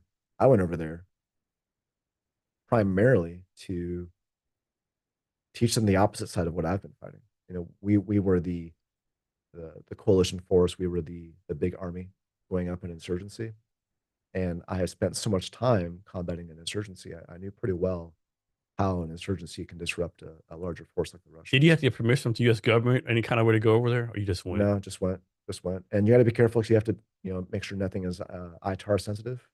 So you're not exporting. Crazy things can be ITAR. Even if you So brought, what is ITAR? it's basically the trade regulation that regulates what you can bring out of the country. Okay. So you can't bring, like, obviously a rifle. You can't bring a thermal camera if it's for military. You can't bring anything over that's a military related item. Um, but nowadays that line is so blurred now. Now, so when you're over there, you're basically on your own. Like, suppose you get, taking a prisoner of war, so quote, you really can't depend on the U.S. government to do anything for you, right? You're pretty much like Probably on not. your own, right? Probably not. Okay. Yeah. And the intent wasn't really to go there and, you know, get into a firefight. The intent, well, we didn't really know what would happen when we got there. We just knew we had to go. And it was funny. So I packed up what I could bring legally, you know, just some drone propellers, some practice drones, nothing too crazy. And we had a route planned. I won't say where it was or where we gained access to the country. So quick, so how do you get there? I guess you flew from Seattle to New York, New York to Poland, across the border from Poland, Ukraine. Yeah, well, I won't say our avenue, but we got onto a country that was bordering Ukraine, in a very unlikely avenue, because I figured, like, I was expecting the Russians to be as good at war as everyone thought. Mhm. So don't have a phone, keep your phone off, Faraday bag, don't go through the normal points of entry, and you got to be smart about this. So we didn't know what to expect, so we just basically had this idea, like, pretend the Russians are as capable as the American military and go about. Nothing's a good avenue to have. Yeah, just assume that Like, never underestimate anyone. Well, in sniper school, we have a saying that you're always under observation. Always assume you're being watched. Always. So we did this just assuming that everyone knows where we're going. We're assuming that they're watching our Facebook profiles and everything, right? So complete radio silent. Um, we get to the border, and our point of entry was hilarious. We get to customs, Ukrainian customs, and it's manned by the military. And so this woman there in her Ukrainian military uniform is looking at us. There's two of us, and at this point, it's kind of obvious like we have some kind of military background because you could just kind of know by looking at someone. And we show up. We have like three big tough boxes, Pelican cases, and they pop it open and they see like a bunch of drum parts. They see um, wire cutters, soldering kits, um, everything to build your own or whatever else. And they look at us and they're like, "So you here to kill Russians?" And we knew that Russians do have some friends probably on the border. And like again, we're always being watched, and you don't know who you're talking to. But we couldn't just say no. It was quite obvious, our given our age and our build, why we were there. And said, well, just maybe one or two.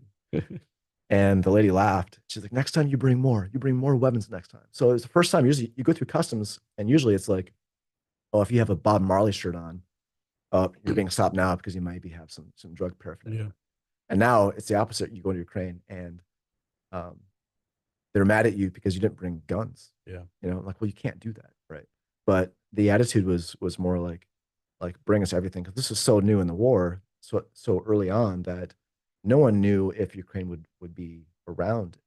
Yeah, everyone thought, yeah, this is a Yeah, game over within 1 or 2 months. Like, I exactly. remember all the pundits on TV, the political people, like, yeah, how is the post-Russian Ukraine war going to be when Russia controls Ukraine? Can we stop them from going to Poland? Like, Yeah, with Putin being emboldened, all this kind of stuff, right? yeah, that would have been a disaster, because Russia would have gained about 35 million more people in the population, and that's some serious biomass. So talk about this real fast. We'll go back to Ukraine fast. Like, Sure.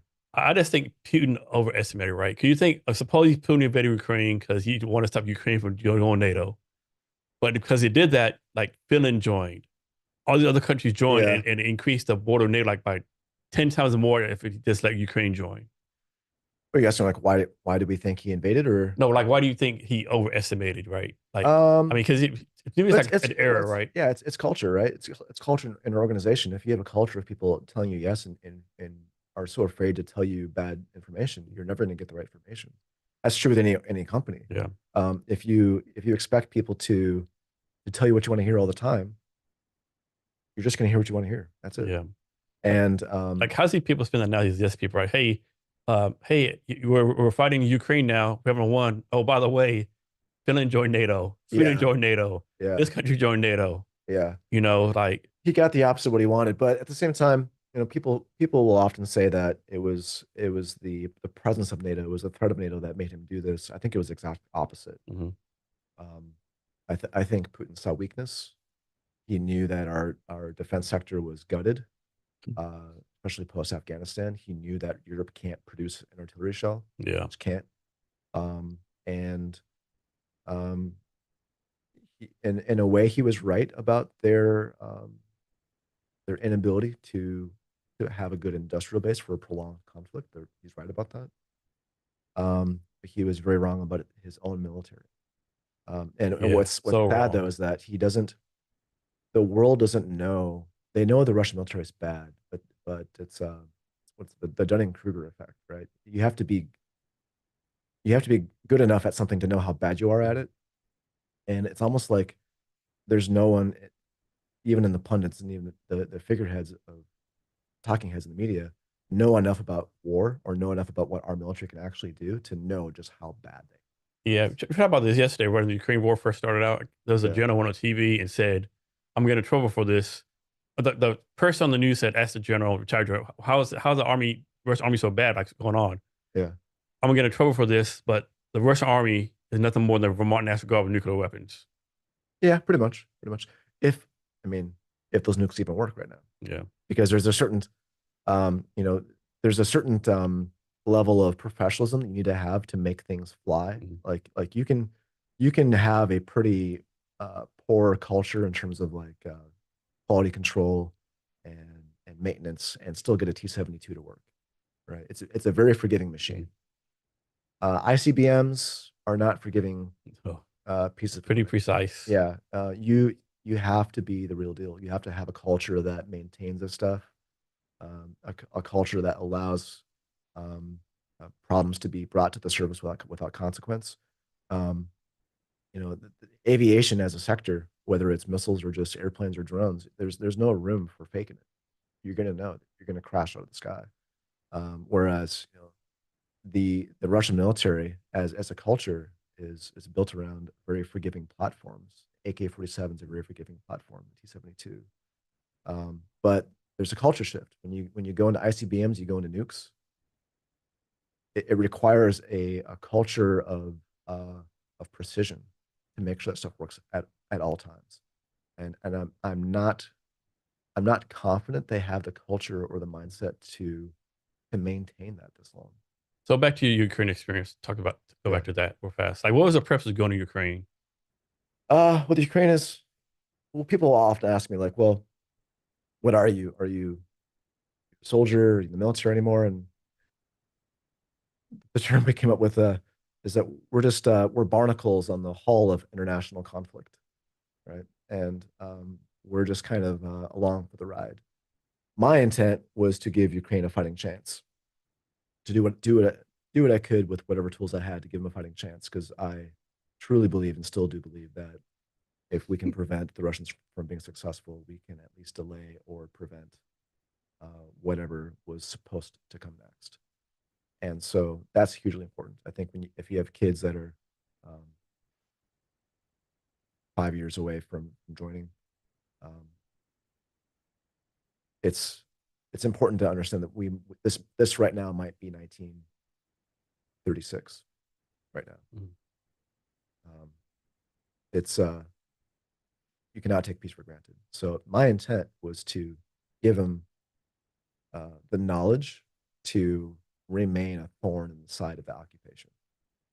And it was funny because the first drone we brought over there was actually meant to be a reloadable drone. That's what I'm working on now, different company. But we were never able to find the right ammo for it or the right munitions for it. So the drones we brought over to the test as like training aids, these were not meant to be weaponized at all. They were just training aids. We only had like 2 days left of my trip before coming back to the U.S. and talking to the Ukrainian military. Like, all right, well, we can't find the munitions for the big stuff. Let's just make these small ones kamikazes. Like, sure, we can do that, but they're gone forever after that, and I don't know how you're going to find more of these. And this is how early in the war it was, right? And so they strapped them on, worked with some Ukrainian EOD, and they had a hard time getting them to detonate because it's still early in the war. Getting things to be as reliably lethal as it is reliably safe is a true um, a problem to be sorted out with those early drones. And they were having to balance between like, okay, do we make it just so unstable that it bounces into anything and goes off, or do we have some kind of safety feature where it needs to hit something at a particular angle and a particular way for it to go off? They were kind of working on that, but it was funny because we left the country thinking the mission was kind of a failure because we're like, well, what do we do? We just kind of give them this idea of a drone that just blows up when it hits something, and just kept quiet about it. And I started working on things that I thought would be the next generation of that. And then over the next month or two, other people started coming out of the woodwork saying they kind of did the same thing, um, or saying they're the first ones to ever do it or whatever. And no one's ever the first in anything really, but um, that that morphed into a pretty serious weapon, and it closed an important gap in the Ukrainian military capability. Um, they didn't have the artillery systems they needed to fend off armored assaults, and so the drones really filled that gap. So yeah, we walked away thinking it was kind of a mission failure, but in retrospect, it was a huge success. And your paying falls out of pocket, or people All out of donating pocket. money to you? All out of pocket. Okay. Yeah, there may be some people who are like, "Oh, here's some money for some propellers or whatever." And we try to stay away from that just because, you know, I don't know what I don't know in terms of like taking a donation Mhm. or taking money from someone and then sending it to someone who may use it for what we think is a good purpose. That gets kind of it gets kind of gray. And how many times have you been there altogether? Just once. That you only went the one time? Okay. Just once. And how long you were there for? About 2 weeks. 2 weeks. Oh, that's a short time. Were you there? What did you learn about the Ukraine military or Ukraine people? Their cities are beautiful. I've always said Ukraine is like the most beautiful place in the world. Yeah. You can't beat the terrain of the Northwest, but the cities are phenomenal. And it was very humbling because you go to a country like Odessa, for example, which was being rocketed while we were there. But the streets, I know you just had the mayor of Bellevue on recently, but the streets are nicer than ours. A lot nicer. A lot nicer. I didn't see one tent. I didn't see, and I drove all around. It's not like I was in the best parts. I was all over the place. And I saw no bad part of town. I saw no signs of crime. The only graffiti I saw was a painting, a perfect painting of the Mona Lisa. It's the only graffiti that I saw. And so I was really impressed by how well they kept care of their infrastructure and their buildings, even while in an actual prolonged conflict. So really impressed by them. So Russia's communist. What kind of country is that government? Is Ukraine? Are they democratic, communist, something else? Yeah, it depends who you ask. Or corrupt? Or yeah, corrupt? Corrupt. Depends who you ask. So, I think there will be a lot of criticism on Ukraine and why are we helping a corrupt country. I think we need, especially as Americans, we need to be honest about what can we really expect from a country that's recovering from Soviet occupation. I've made the observation in the argument before that communism can be so destructive to a country's society and economy that the effects can last longer than the radiation from than even like a nuclear strike. It's an odd comparison, but if you figure like take a city like Nagasaki or Hiroshima and look at it nowadays. It's a bustling city, and it's recovered for the most part since a nuclear attack. But you can look at an Eastern European bloc, a former communist country, and you can still see the effects of communism in the architecture. You can see it in the human spirit, even. And so I think people need to really be realistic about what that kind of government, what kind of effect that has on the human spirit. But there's something different. It's in the air. It's hard to describe, but you can see it in just the soullessness of the Soviet architecture, just the complete drowning out of The individuality. drabness. Yeah, it looks like you feel like you're walking on a giant crime scene. Like when you walk across Soviet architecture, it looks like a crime scene to the human spirit. That's how I feel when I'm around it. And so it's kind of like, well, what does the recovery arc look like from someone who's post-Soviet? And not only post-Soviet, but the Russians had a very, very intensive, corrosive investment scheme going on in Ukraine. They did not want to see Ukraine. And none of that didn't successful. like in 2013, Russia invaded like Crimea and all all the different parts of Ukraine they took away and stuff. Yeah, so Russians would often come into Ukraine and buy up really critical infrastructure like telecom and things like mineral rights to make sure that Ukraine could not export the resources it needs to be a successful democracy or successful republic. The Russians did a lot of work to make sure that Ukraine did not get on their feet. And when you talk to people, Ukrainians, about when the Soviet Union collapsed, you hear a lot of stories that aren't really in the books, aren't on the news, but even when they left, I've heard stories of Russians pouring the antifreeze of the tanks out into the crop fields, just to sabotage whatever they could when they left. Yeah, I remember seeing that thing on some kind of news program a while ago where like some town in Crimea or some town of Ukraine where like it used to be like 95% Ukrainians, 5% Russians, now like 35% Russians. The Ukrainians like they're coming, taking our town over to a culture. You talk to Russia, like, oh no, we're not doing that. We're running from the war. We're in Russia, we'd be fighting the war right now. We're trying to come up and get away from the war, right? Yeah. So who's telling the truth, right? Yeah, in many ways, I don't want to call it a civil war, but you have a lot of people who, they have half their families in Russia, half their families in Ukraine. Yeah, that program, they definitely talk about how the either the current or the past Ukrainian prime minister, that's what he's called, like was actually like really pro-Russian, right? Like everything he did, like yeah, he set up for, but everything he did, a policy was like, okay, this is it. it's like it's advanced more the Russian cause than your own country's cause. Yeah, and that's part of, well, Ukrainians know what it means to be a satellite of Russia. And for me, a good indicator to reveal someone's understanding of the war is if they understand or if they even know about the agricultural Because Holocaust. yeah, and wasn't Ukraine like one they know is the breadbasket of the Soviet Union? It was, and that's why they were such a prize of the Soviets. The Russians took Ukraine, and it was called the Holodomor. It was essentially an engineered famine took place in Ukraine. Um, Long story short, when the Soviets came to power, they had this idea that uh, the scientific world was built around uh, Western science, not science, but Western science. So even things like agriculture, methods of agriculture were capitalist interpretations of how to grow plants, not just how to grow plants, but capitalist versions of it. Because you had competing crops was something they disagreed with. There's a guy named Lashenko. I think it was Lukashenko or Lashenko. I think it was Lashenko.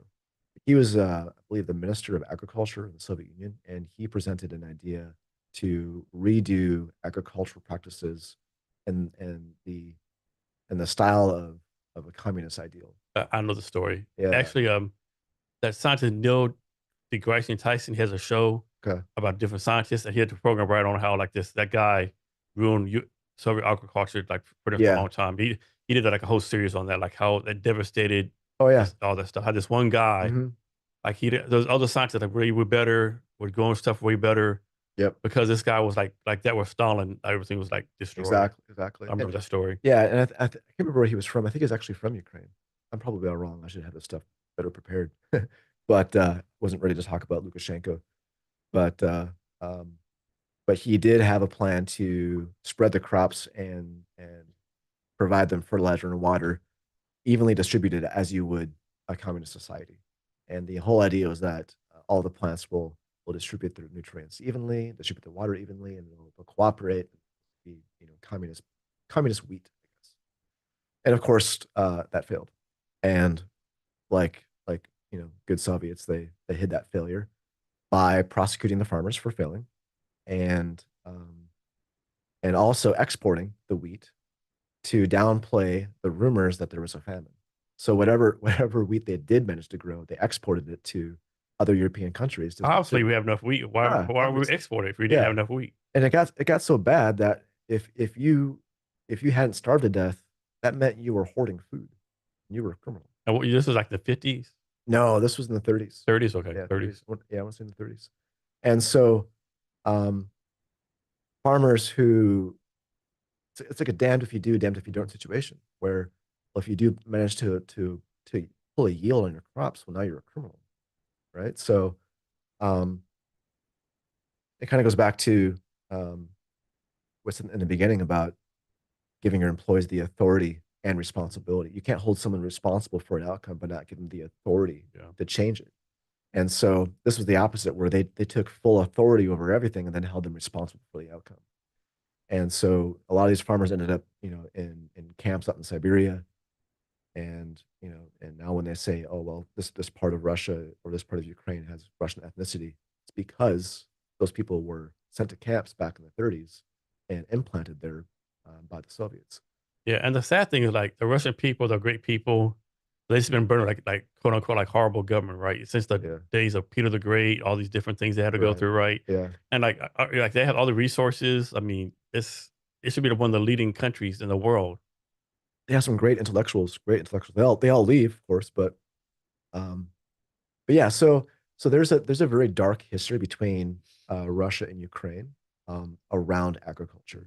So the media totally missed the significance when Russia sends a ballistic missile into grain storage. You can report it as that, but it speaks very deeply to the Ukrainian psyche that Russia had always been sabotaging us through grain. Grain has been kind of a weapon that Russia has used against Ukraine, and then to hit a silo with a missile carries a huge amount of significance. It would be like it would be like Germany sending a VX gas missile to Israel. Yeah. There's a story behind Yeah. that, or There's a thought process why they did that. yeah, It was calculated. or making a train joke in a synagogue. Mhm. There's a history behind why that is so bad, and so the media is very uh, very missing. They're missing the whole story behind it. So when Russia is attacking grain, there's a deep um, sadistic message to that. So when the war in Ukraine first started, NATO, US still sending Ukraine all this money, right? Billions of dollars. Who knows how much money? Right. At first, like the American public, oh yes, send as much money as you want. But now it's like kind of changed. Like now it's more like, why are you spending some money to Ukraine? We Yeah. need money here, like of course, like the American public has the attention span of a goldfish, right? We go from Right. one thing to one thing within a matter of hours. Right. And the Ukraine war is hardly on the news anymore. But why do you think they'll change the mindset for the American public? I think it's been reported incorrectly, and I wonder how much of that is purposeful. Because, for example, like if I wanted to give you, uh, or put it this way, if I sold you, not sold you, but I gifted you a truck of mine, and that truck was worth $40,000. I gave you, $40,000 in aid, and I can write that off my taxes, right? It's a tax write-off, hopefully. Um, but I didn't give you $40,000. I give you something worth $40,000, or maybe right now it's only worth 2,000 because it's been through the ringer and I'm about to get rid of it. But because I bought it for $50,000 back in the day, I give you $50,000 worth of aid. Well, not to mention, it's probably at the end of life cycle will probably be done for in 6 months. Right. Yeah. So when Ukraine gets like F-16s that are on their last few hours of flight time before that whole frame has to get salvaged, did we give them um, millions of dollars in F-16s, or did we just take something that was meant for the dump Yeah. and give it to them I instead? definitely think American public has been on the news. Like we're giving like brand new 2025 versions of No, everything, right? we're giving them, Like off the assembly line, yeah, right to them. yeah. So like when we're giving them the old armored personnel carriers, the M113s, that's a Vietnam era APC, Mhm. Vietnam era. We have no business storing that, because if we are ever in a war where we've run out of Bradleys and now we're using M113s, for one, war has changed to the point where Bradleys are having to be replaced, which they are. Um, and these M113s built in the 70s, what are we going to do with them?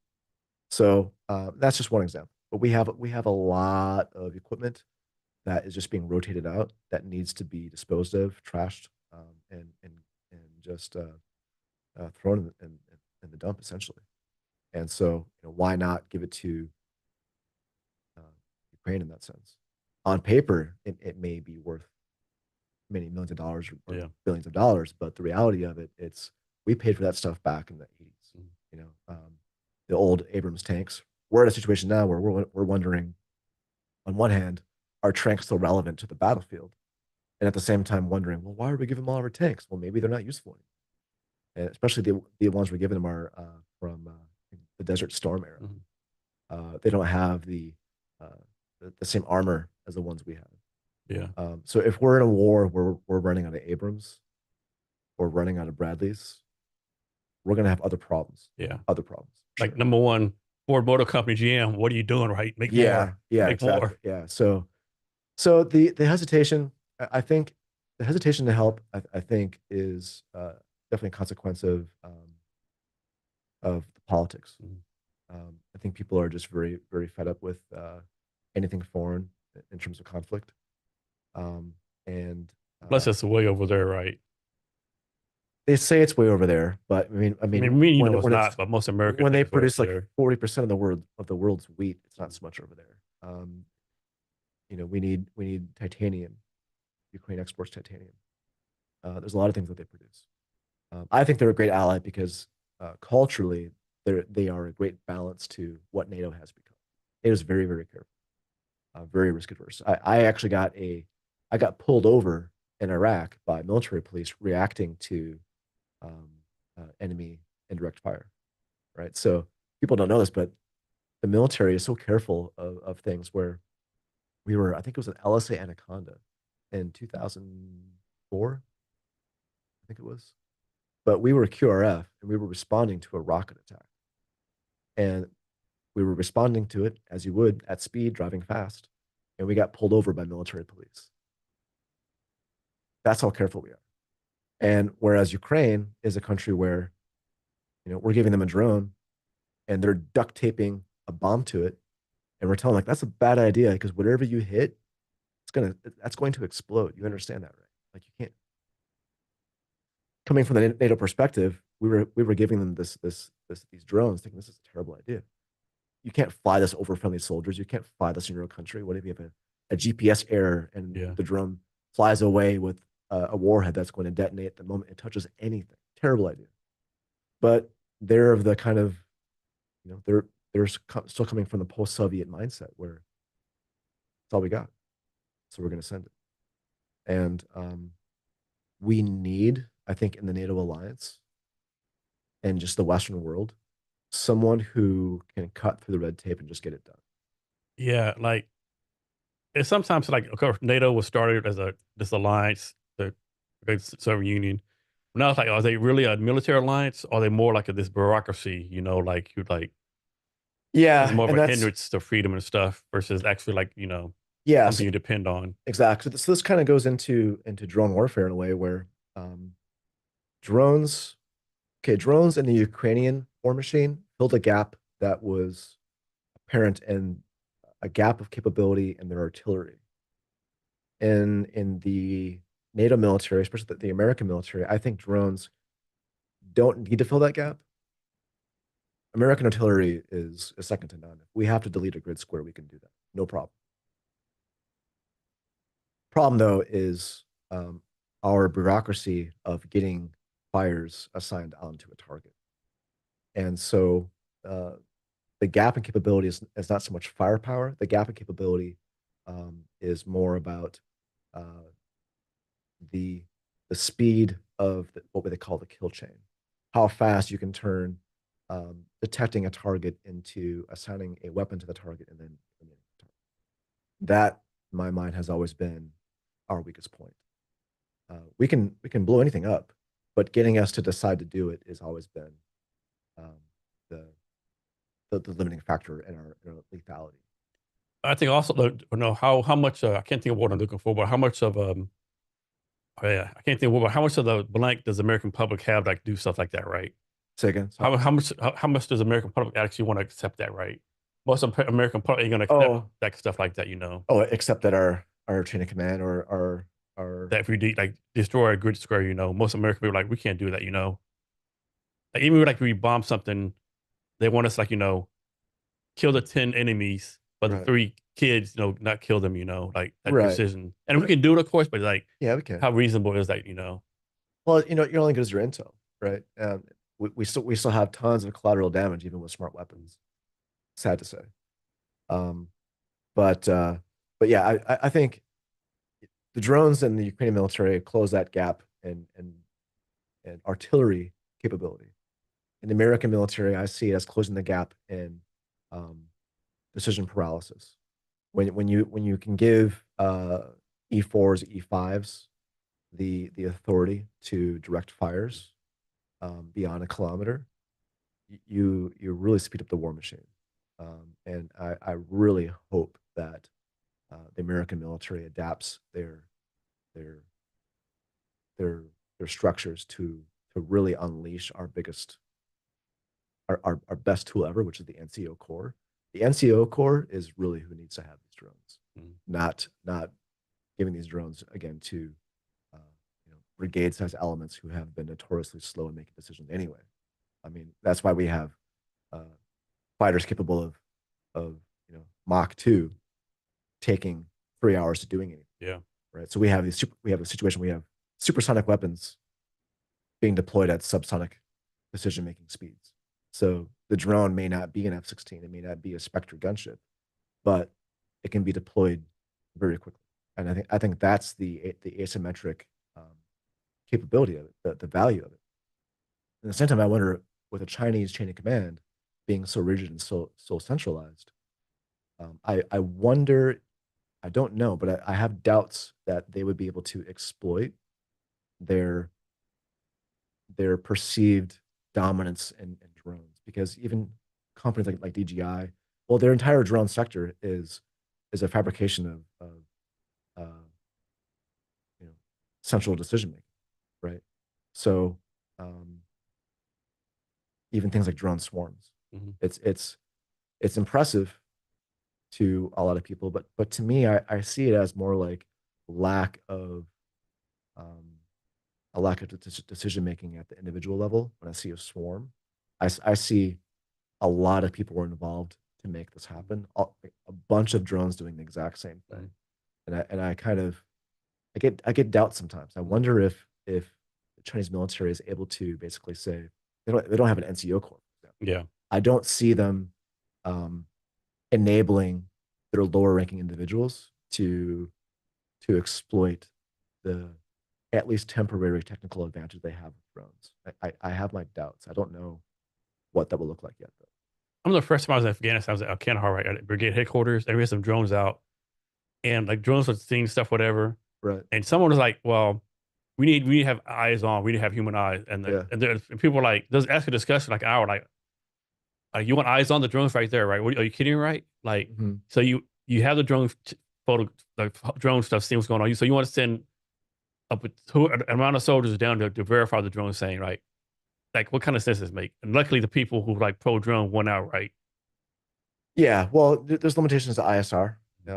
You know, that's kind of what everyone's doing right now. There's not a whole lot of kinetic capability being thrown around with drones nowadays, which is sad, in my opinion, because um, ISR is you're just bringing a camera to a gunfight. Yeah. In my opinion, it has to be kinetic. Mhm. Um, and part of that I think is culture. Yeah. Um, you have these, And this is clear, like this was just pure, like wasn't a war or like fight, it was just like pure challenge or just for like observations and right? stuff. Yeah, yeah, and well, it makes sense in a way when you look at our limitations in Afghanistan. The what prevented, to say, what really dictated our tempo of battle, like how fast we can um, we can engage in combat and do a follow-on mission.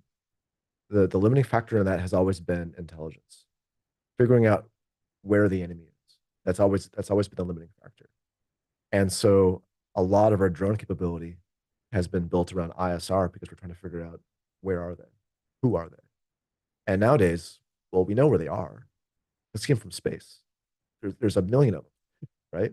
You can miss one and hit the other. They're the entire objective is saturated with targets. So the problem no longer is just ISR. It's delivering kinetics. And I think though when you have the tech sector, which has been divorced from the defense sector for so long, you have a cultural split where a tech company may not want to really get deep into the kinetics. Maybe they don't have the right culture for it. I can't speak intelligently. I haven't been on those boards or anything like that, but it is a little frustrating because it seems like a lot of drone companies will still focus on ISR as almost like a safety net, because if they don't get a contract with DoD, the drone that's doing ISR can just become a drone for police or a drone for security. Um, but you have to you have to make that split and just say, all right, we're going to go for a kinetic uh, defense product. It's not going to be for cops. It's not going to be for um, you know mall police. It's not going to be for anything else. It's going to be for the infantry. It's going to be for the grenadiers. It's going to be made for Ranger Battalion, and that's who our customer is. Any plans to go back to Ukraine anytime soon? Okay. Yeah, probably. Okay. I think it's time. Okay. So you were the first time you made connections there to help you out going back the second time, and you're like a kind of a network or something like Yeah, you that. just have a professional network. It's I don't want to say it's all who you know, but at this point, I think a lot of the talkers have left the chat. The people who are still engaged over there and making things happen are the real deal.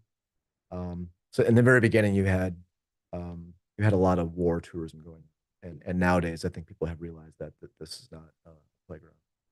serious issue. Yeah, we talked about that yesterday. Like, when the war started, he Yeah. seemed like he had like all these people like out of the woodwork from U.S. other countries. We're gonna go to Ukraine and save the Ukrainians from Russia. And I Yeah. asked you yesterday, like how many other people are still there, or within 30 days, they're like, oh shit, this is a real war. Let me get the fuck out of here. Yeah, so a lot of the GWAT guys who may have deployed to Afghanistan back in like 2018 or so, 2019, unless they were with like established infantry units, there wasn't a whole lot going on. Maybe more like 2019, 2020. But um, the tempo of battle and the violence of action that you witness on like a Russian artillery strike, nothing compared to what you would experience getting, um, half-assed rockets lobbed at you from insurgents. They're just not comparable. And so yeah, I think you had some guys went over there because they knew that was true, and they felt like they had to prove themselves. So they I think wanted, that's a big thing too. People want to prove themselves. yeah, yeah. And the hard thing about artillery is much like an IED, where there's not much you can do about it, and you can be the best soldier on earth, and you could speak 3 languages and have 20 years of service, but if MLRS is coming down on you, it doesn't matter. Um, and so I think a lot of guys kind of felt like their knowledge and their skills um, didn't really have much ROI on the battlefield going up against artillery. So it's a huge equalizer in that regard. The But I guy, think you're right. A lot of people like, I went to Afghanistan, but I didn't do nothing for a year. I just sat yeah, around. and that was a I need lot. to prove Yeah. myself. Mhm. And that's, Yeah, yeah. yeah. There's a lot of that going on. And I think Was there any stats that show like, like I'll make this number up, 1,000 Americans were there, 55 got killed, 75 got wounded, or anything like that? no stats. Okay. I think there are. I have no idea how many there are. And I could probably find that out. I just prefer just never to ask. Yeah, that's probably Just for the best. yeah, and you just have it's just better. They do have the Legion, the Foreign Legion. Yeah, I And forgot about them. yeah, and those guys are no joke. Mhm. They are they're going to have some interesting books come out someday, I'm sure, because you can't even just go there without having a good story. Mhm. Just arriving on the border, just going from Seattle Yeah. to Kiev, you're going to have a story. You're just going to have something's going to happen to you. We're talking about, but these guys, they're going to have some crazy stories. How I would love to hear a story from North Korean guys who have been shipped from North Korea. Oh, You and need to have them. and the Russian military is pretty much shit talking them, talking about how horrible soldiers they are. Yeah, or who knows? You need to have. I would love to see one of those guys on the podcast. Yeah. I can only imagine the story that some North Korean infantrymen would have growing up in North Korea and ending up fighting some Ukrainian special operations in Belgorod. The stories that these guys might have. I hope we have some good POWs and Oh man, that'd be that man. The word amazing, probably not the right word to use, but it'd be amazing. Like somehow the North Koreans become prisoner of wars for Ukrainians, and we're like oh gets intel and stuff like that. Man, that'd be a yeah. fucking. If I captured one, I don't even know how aggressive I could be. I would just be more like, tell me, how the hell did you get here? I'd be like, do you need some food? Yeah, you look hungry. You look hungry. What? Here's some food. Yeah, maybe. I don't even know how I would react. I would it would be like seeing I don't know, like seeing a triceratops walk down the street. Yeah. Or You the do exist. propaganda they might look at you like they might look at you like you're Satan, you're the devil's incarnate, right? You're the enemy of all the They can North think Korean that. people. They can think that. I mean, I've met people who thought that about me before, and it's kind of funny tying Roof Tech in with like being a sniper and tying back in customer service. Sometimes I have situations where a customer for whatever reason is incredibly unhappy, and I think to myself going into it like, well, if I can get someone who has been on the receiving end of us invading them, trust me, Yeah. and talk to me, I can fix the situation. There's a book for you. Sales lesson learned from being in Ukraine. Yeah, yeah. So there's almost no relationship that's not savable. Yeah, I believe that. But you have to put in the work for it. You really have to. And yeah, I guess that's an interesting way to segue them all together. Yeah, it all comes together some kind of way. Yeah. What's your point? What's your take on the state of warfare today and how you think warfare is going to change in the future? Oh man, war is going to be changing for sure. I think warfare is that could be 3 more hours. Warfare is changing in the same ways that I think all tech is changing, that society is changing. When we look at, I think the top, I'm going to answer this in a very long way.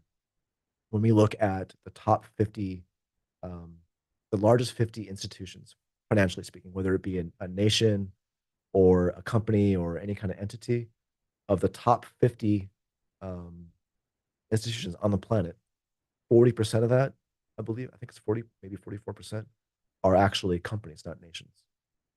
And so the superpowers or the powers going into the next century, it may not just only be nations, it may just be enterprises also. So we're seeing. So didn't you tell me yesterday that Apple is like 2.5 times the GDP of I Russia? think it's like one. You have to fact check me on this for sure, but I want to say Apple's revenue is 1.5 times the GDP Okay. of Russia. You should look that up. It could be wrong, but I would not be surprised. So people haven't really realized just the sheer mass of the American economy. But with that, um, we're seeing across the board in almost every sector. I think politically, through media, through finance, and also in warfare, we're seeing um, I don't want to say a collapse, but an uprooting of platform centric models and equipment. So Apple's GDP is 3.8 trillion. Russia's 2.2 trillion. So Insane, absolutely insane. And that's a side topic. I remember Neil deGrasse Tyson was talking about space exploration is going to continue to be a government backed endeavor because it's too risky.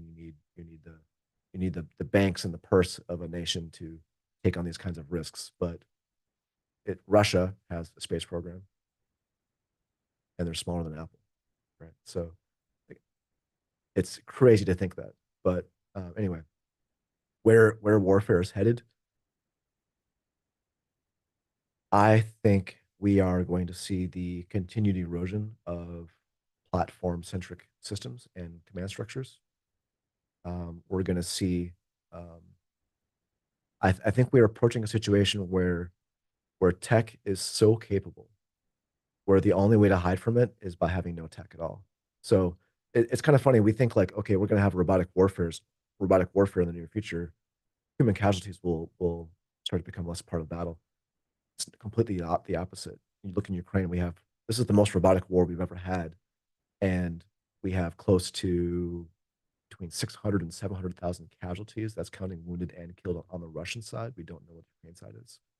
So it's the most robotic war yet, and it's yet also the most violent we've had since World War II in Europe. So I don't think higher tech means less casualties yeah, by any means. a lot of people think that. Yeah.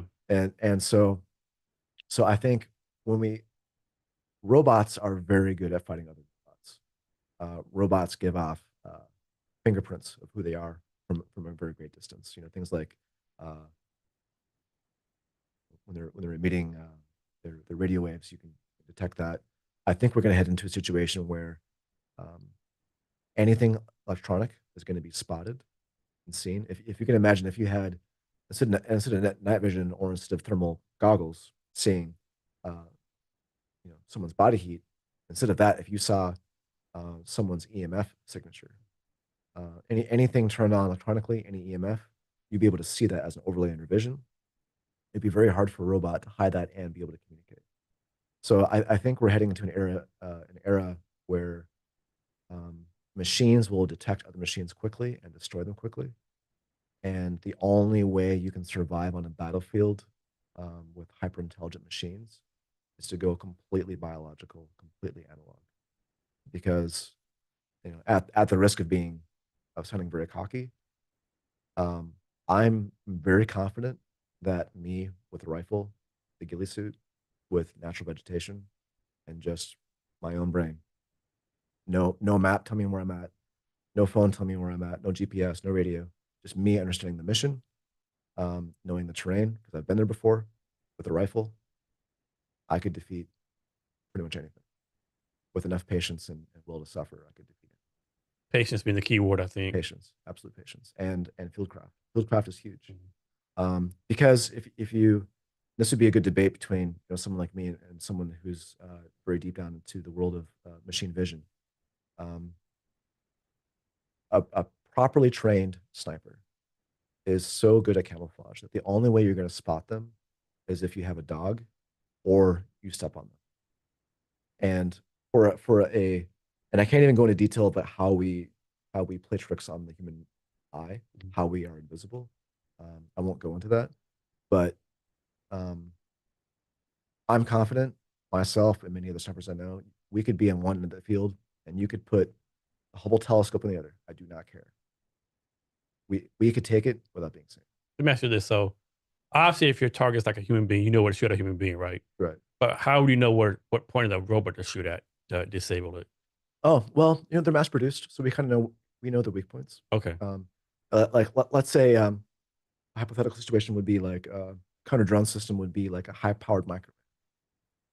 That's going to be a giant rectangular dish, right? Shooting out these high powered microwaves downing drones. That's going to be what, 10 feet tall, 4 feet wide. I could hit that from 2 kilometers with the right rifle. And how do you intercept a piece of copper coming through the sky? You can't jam copper, can't jam lead. So there's as much as we think we're going down this technological revolution, fieldcraft, old school fieldcraft, biomass, like old school Vietnam era camouflage is going to become even more apparent, especially if we're going to be fighting in the Southeast Pacific or Southeast Asia. Fieldcraft, camouflage with natural vegetation is going to be huge. So you're pretty well versed in like different political hotspots, potential war zones, right?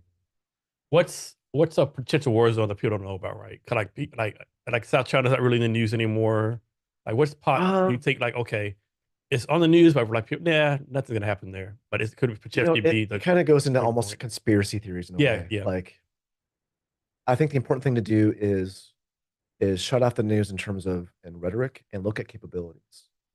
And actually, Putin said something like this, I think in the early 2000s, where the lesson that Putin took from Stalin's mistake with Hitler was that Stalin was listening to Hitler's words and not looking at his capabilities.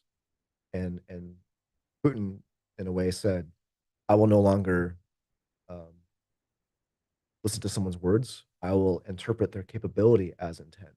If you're able to do something, it's because you want to. Okay. And so, and that's why I think when he saw that NATO could not do NATO things, he was like, all right, there's my opportunity. Got your intent. You are not what you're like combat ineffective right now. Exactly. And so and US, you too preoccupied with all the other stuff you got going on. Yeah, we're too divided to really be a force as we can see now.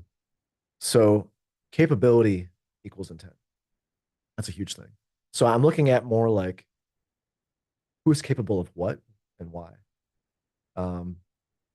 If you look at things like the foreign exchange reserves that Russia built up 2 years prior to invading Ukraine, you look at things like that. Like what are the things that a nation would do intelligently to reinforce themselves to get ready for sanctions? So you want to look at like foreign exchange reserves. You want to look at hoarding things like food and oil. And then as the time approaches for invasion, then you look at the logistics of troops and where they're going. What are they bringing with them? That how many years in advance do you think they were planning this? Forever. Okay. Forever. Always. Like a long-term we plan? always knew it was going to happen. Okay.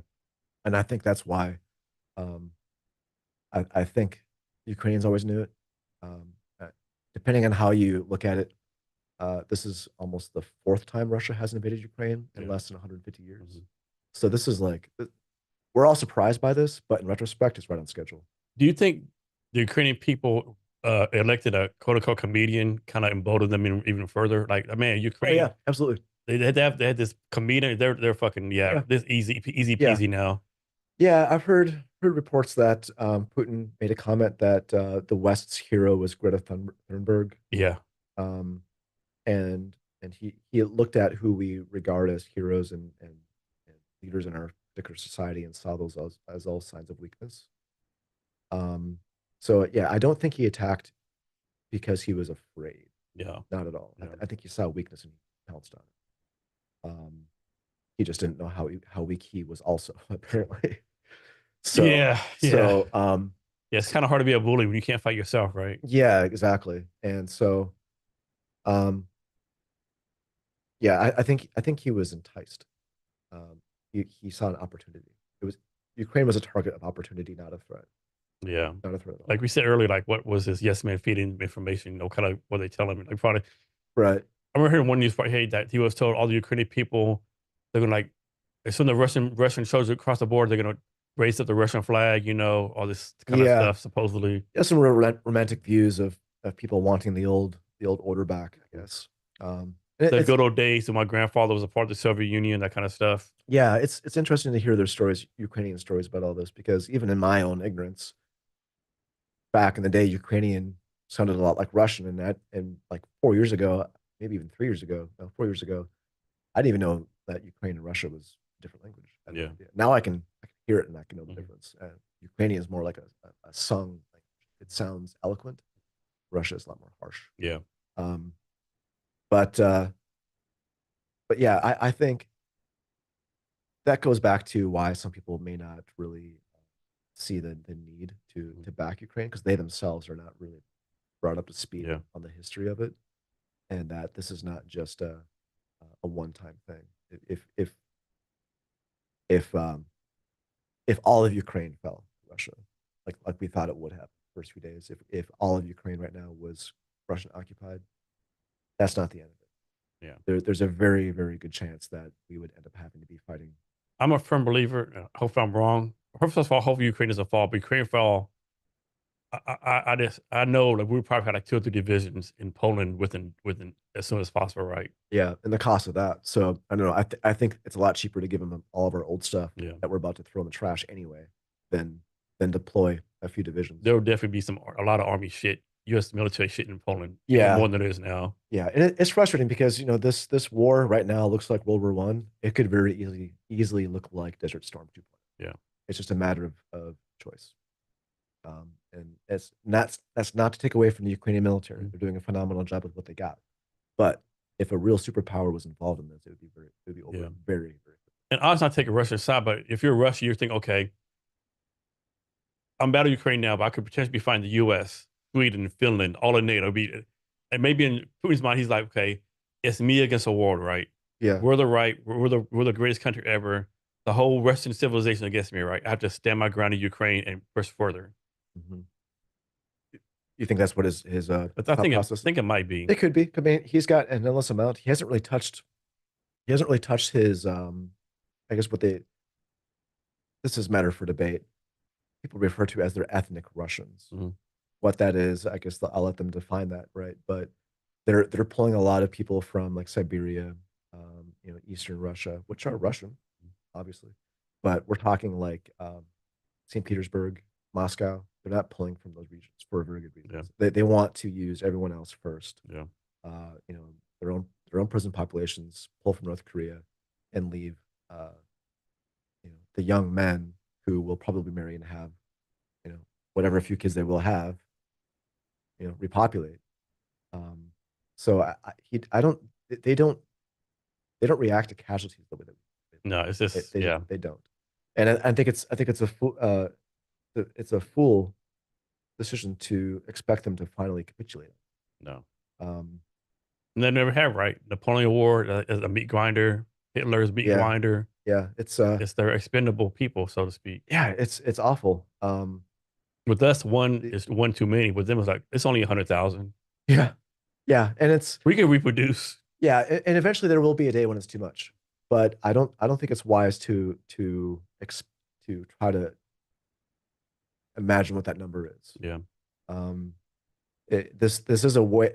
This is a war. You can shoot yourself. You can shoot your way out of this war. You can, but don't expect it to be a low number like 700,000. It could be. Yeah. But I definitely expect them up. Or I think it's a different mindset, right? With us in America, we think, okay, we're only fighting the Russians, right? But I think the Russians, they don't think they're fighting America. I think the Russians think we're fighting America, England, France, Well, Finland, yeah. NATO. So there is people need to understand where they're coming from. And I saw this actually when I was in Belize. When I was in Belize, I was trying to open up a bank account. And opening a bank account, I had, a lot of paperwork to fill out, not from Belize, but from America. So like know your customer forms, that kind of stuff. Whatever information Belize wanted from me, a lot of that was coming from the US wanting to know what I was doing in Belize. And wherever you go in the world, you feel America's influence. Like I went to while I was working in Afghanistan, and I would take regular vacations. The beautiful part about working in the private military sector is you get leave like every 2 months or every 3 months. You can go anywhere in the world you want. So I would be in Afghanistan for like 8 weeks, 9 weeks, and then I could go to Italy for 3 weeks, go back to Afghanistan, then go to Greece. I went to China twice, primarily because I was trying to find one spot on the planet where I would not run into American culture, and I failed every time. And so I picked a spot. It was like the middle of China, no electricity. I picked the name of the town. They probably don't even know what it's called, if it even has a name. Deep in these rice terraces. I think it's a place just outside Yangshao, if I'm saying it right. Yangshu, not sure. But it's a rice village, no electricity, and one generator. And the houses were put together with just pegs, no nails. So incredibly rural China. First white guy they've ever seen ever. Mhm. I'm like, finally, this is the spot where I want to know what is the world like when America's not around. What do things what is the food like? There's not just KFC everywhere. And I'm going around this little village, and I hear generator. I go into this room, and it's like 5 kids watching NBA, and they're watching American basketball. Wow, there's nowhere on this planet you can go without feeling the cultural might Isn't of it kind of America. funny? Like there's countries out there, people that are like, I hate America, America Yeah, sucks. And then they're saying I hate America with a fucking Coca-Cola shirt yeah. on or There's Budweiser a lot shirt of on, that. And it's over the We top. hate you, but we love your culture. Yeah, well, even in China, Snoopy is huge. And what's funny, I'm from Minneapolis, and the creator of Snoopy is from St. Paul. So you go to St. Paul, there's Snoopy stuff everywhere. So I'm trying to like not get away from America. I just want to know what is the world like when America's not in your face all the time. Um, and so I go to China, and now I have my hometown mascot. Like it's even worse. And so I think what happens is when you have countries like this who are trying to find their way and their rank in the world. If you're Central Africa, the U.S. will use your access to capital as a way to kind of steer you into policies. Mhm.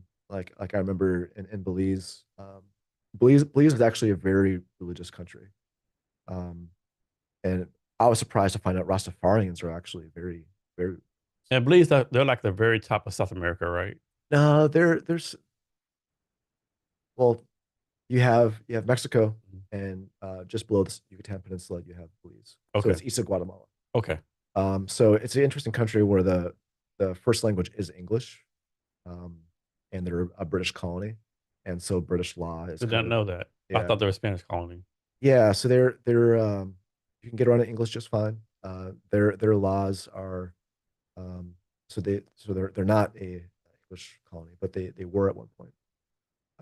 But their law is basically cut and paste British law. Mhm. So whatever you can do in England, forming a company, owning land, that kind of stuff, it'll work in Belize.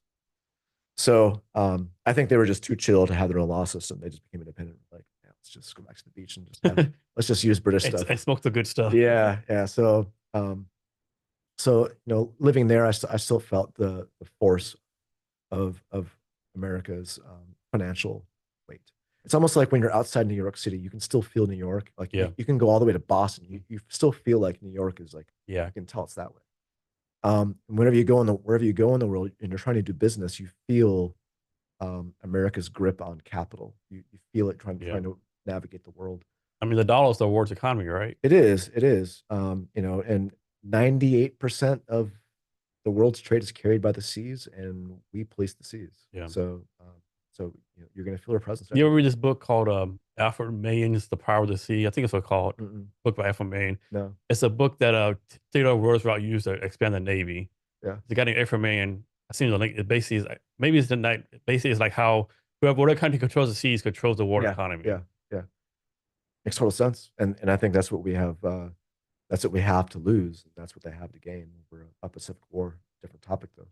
But I think what Putin's trying to tap into is um, a lot of nations who feel like they want access to capital for development without giving up their particular value system that Yeah, is not in line with the Western liberal ideals. yeah, So we kind of have like this as a superpower. We kind of have a cancel culture about us, where if you are not towing the line to our ideals of human rights and whatnot, you don't get access to capital, and you're not going to get that inter-American development loan. You're not going to get that the IMF loan unless you push these policies. And in our minds, they may be, the right thing to do to allow uh, certain freedoms in that country to be standard. But that country may have a history between two or three different demographics yeah. where they don't want that particular demographic to come to power. If they adopt this law, they may end up in a civil war of some type. So they want to have development, but they don't want to um, toe the line with our particular value system. And so now you have situations where autocracies, you know, have a few dollars to the name now, and they can fund these developmental projects without them having to give up their particular value sets. So I think Putin's really capitalizing on that, and that's a real danger. It's a real danger because we may look at these countries as being a fragment of the or of the world's share of GDP, but when you take the populations of BRICS and you put them all together, that's probably more than half the world's population. It's significant. It'll seem like I think when Americans go to different countries to travel, I think most Americans have the okay, I'm gonna go to Malaysia. Yeah. I'm gonna learn Malaysia, right? Right. They get there, everyone speaks English. Yeah. So like they quickly, okay, Yeah. why am I wasting my time learning Yeah. Malaysian for, right? Yeah. Everyone speaks English. Yeah. It's hard because their English is good enough to just Good be enough, like, yeah.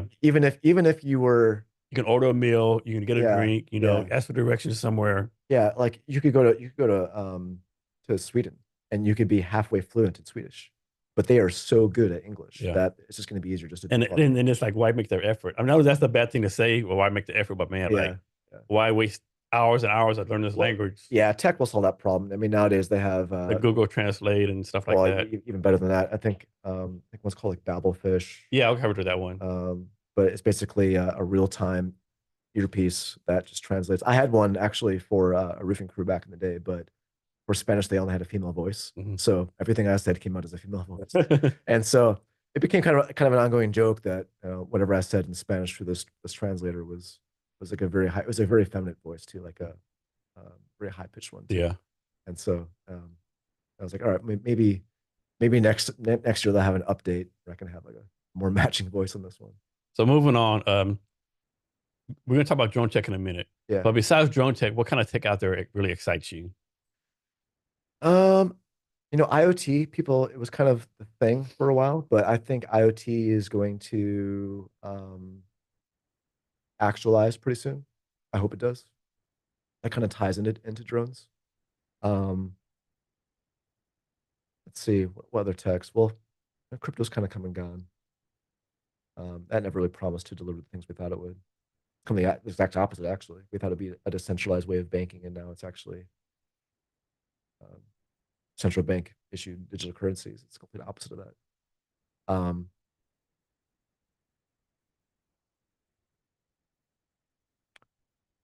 I have yet to come to a conclusion of what I think about AI. One day I'm hugely impressed by it, and the other day I'm just like, there's no way do what I could do. There's no way.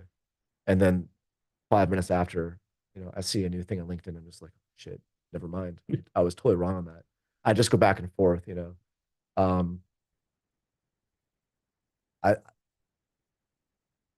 results aren't in yet on AI because I have the analogy that I use is okay when mankind made the first steam engine, steam powered train. That was like the first time we went faster than a horse, right? For all we knew, fastest any person could travel up to that point was on a horse's back. Making a steam powered train, we could go 40 miles an hour. And we thought, well, maybe it's only a matter of pressure till we get to 60, right? With more pressure, we can get to 80. But you become aware of things that actually are preventing you from going faster. It's not a matter of pressure anymore. You have at that high RPM in your train, in your yoke mechanism, you have vibration. That vibration will literally throw you off the rails.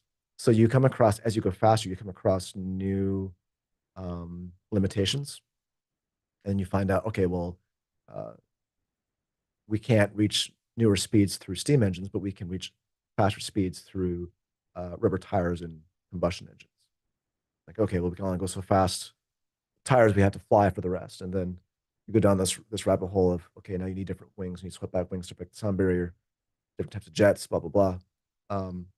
You need to invent whole new methods of going faster. And I wonder if the same is true with AI, where we may get very, very, very close, but to actually do proper general artificial intelligence to actually achieve that, I wonder if the only way to do that is through biology. If there's just some things that only biology can do. I wonder about that. I wonder if it'll get really close and then just realize, but as close as we can get without doing it the old way. So I always thought it'd be kind of funny, like you could go onto like the next AI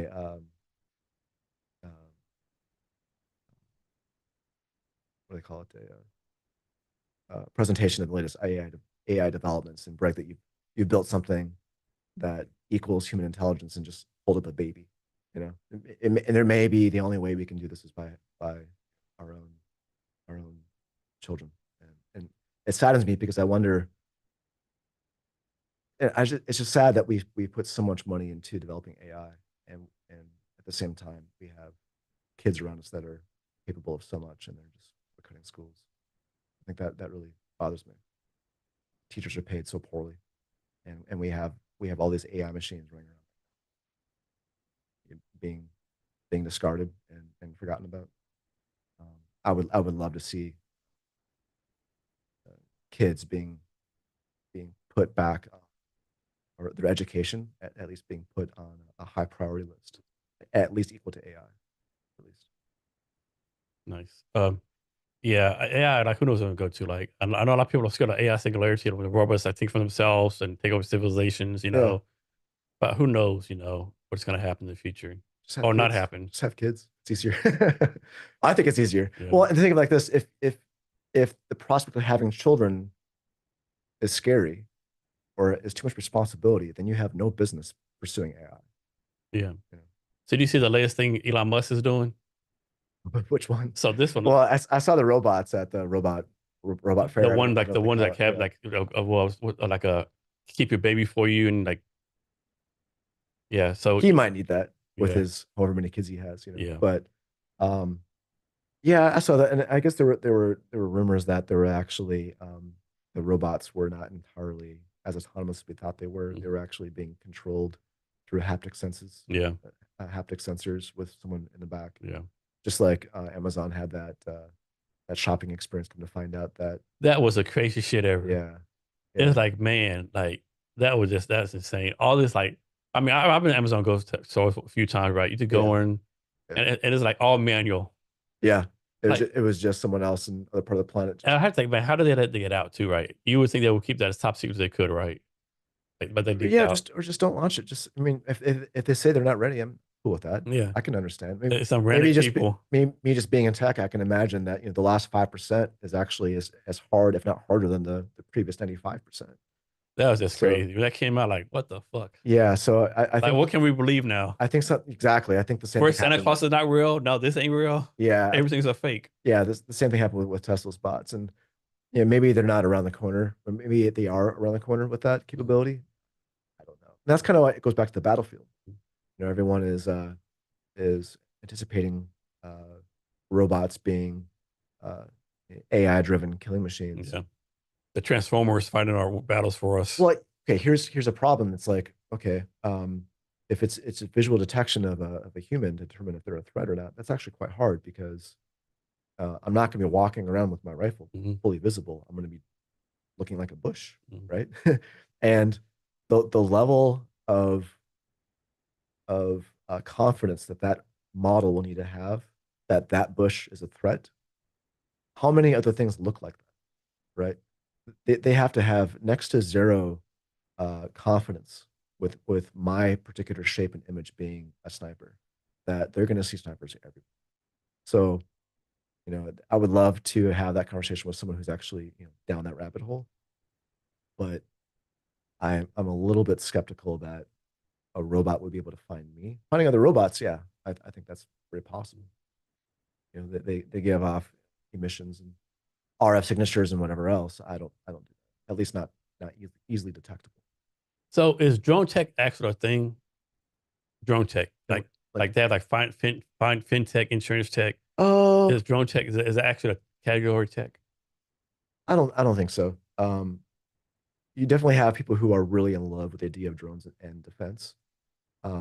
That see drones as replacing everything. Everything's going to be a drone now. That's certainly not the case. It's a way to bridge some capabilities together, I think. But counter drone systems are coming online pretty quick. They're pretty good. And so, like right now, I think drones as we know it right now are going to be on their way out in the near future. Near future, maybe a couple of years or less, where you have a kamikaze drone strapped with the RPG, the det fuse going into a target. As counter drone systems come online, um, things moving that slow, moving that close to a target, probably going to get whacked by a counter drone system. Problem though is counter drone systems operate either through like kinetic, so it'd be like machine gun. 7.62 isn't really effective past 800 meters. If you had an AI detecting a drone, for example, and calculating its trajectory, its flight path, you have to lead that target. And at a kilometer, your flight time on that bullet is going to be, approaching, I want to say 1.6 seconds. And that drone is not going to be following that same predictable flight path. So interdicting a drone at distance with machine gun fire is going to be pretty difficult, even if you have a very good uh, predictive model. Same with like high powered microwaves. Things like the inverse square law basically prevent you from being as powerful as you need to be beyond a certain distance. So drones that can attack targets beyond a kilometer, beyond 2 kilometers, that's the next phase of it for sure. Because counter drone countermeasures are going to have a hard time defeating a target at distance. At least a system that's man packable, or you can put on an APC. How much skill, how much knowledge does someone have to have that could build their own drone from scratch, so to speak? Oh well, nowadays, I mean, you need a license, of course, to fly it for commercial purposes. But a DJI is very forgiving. There's so many safety features built in these things. You could know next to nothing. If you play a few video games, you can fly one. DJI. The ones that I build, not the case. It's more like handing someone a crotch rocket, right? So you need to know what you're doing. You need to be cognizant of all things quadcopter to really make use of it. Well, not to make use of it, but to use it to its full potential. Um, Motorcycles are less forgiving than four wheelers, for example.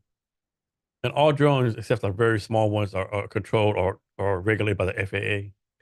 Yeah, I want to say it's 250 grams or heavier Okay. is regulated by the FAA. So that's kind of like what happened was in order for the FAA to regulate these small UASs or these drones, they had to bring them their into their scope of authority, I guess you could say, and they do that by um, registering each drone with the FAA. So if you're like a homeowner and you had a drone flying above your house, shot it down, that's the same as shooting at an FAA licensed aircraft. Okay. Yeah.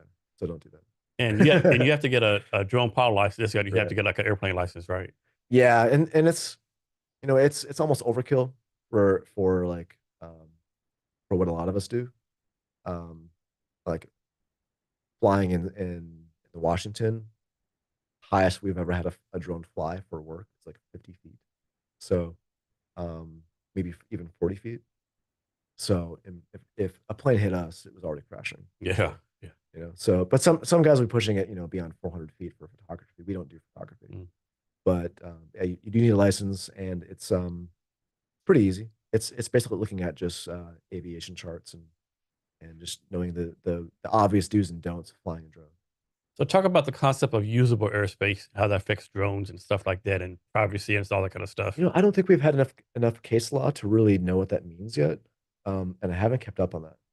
But usable, the FAA basically says that you don't have, well, a drone cannot use your usable airspace. And what is your usable airspace as someone with an apartment? Do you use your airspace often? Probably never. I'd probably open for interpretation. If you owned a business that tests kites, maybe that's something you could, fight in court. But I think we've also moved past the initial shock of the technology as a society, where when drones first came out, everyone was on edge about um, people taking pictures of their houses and whatever else. Drones have had enough time now in society to know if they're going to be a persistent menace or not. Um, so I haven't heard of that being an issue. Even the other pilots I know, um, I don't know anyone who's had an issue with homeowners or anything like that. Yeah, I know. Like me personally, like you always hear all the time. You hear like Amazon or Yeah, whoever's gonna start yeah. Amazon drone delivery, right? It's a good thing, but do we really want like hundreds of drones flying through the sky delivering I don't packages, know how they're going to do that. delivering packages to the wrong address, and like all that kind of stuff? Yeah, I don't know how they're going to do that. I don't know if I want like bzzz Yeah, all over the they place. can be a little bit loud. I yeah, I really wonder about that because it's one of those things where it seems like a great idea, a really great idea until you get into the workings of it with payload.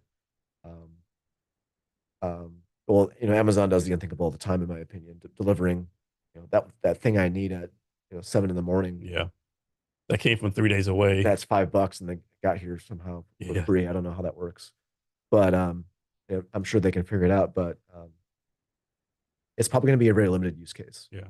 It's probably going to be very specific routes, um, uh, and it would need to be a purpose-built platform, aerial platform, because fixed wing can go far. Fixed wing drone could go far, just propeller with wings, but they lack payload capacity. Quadcopters have very good payload capacity, but they lack range.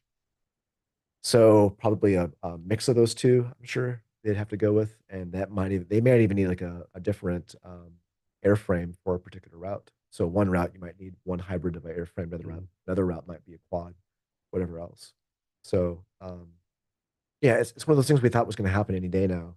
Um, and I don't know if FAA is preventing that from becoming a real thing. I don't know, That's a good point. but I had doing roofing. I have everyone here as a customer. I worked for a guy who's an attorney involved in this, trying to talk to just Washington L&I, just being like, how are we going to classify the drone pilot? Because like there is no L&I delegation for a drone pilot, at least not last time I checked.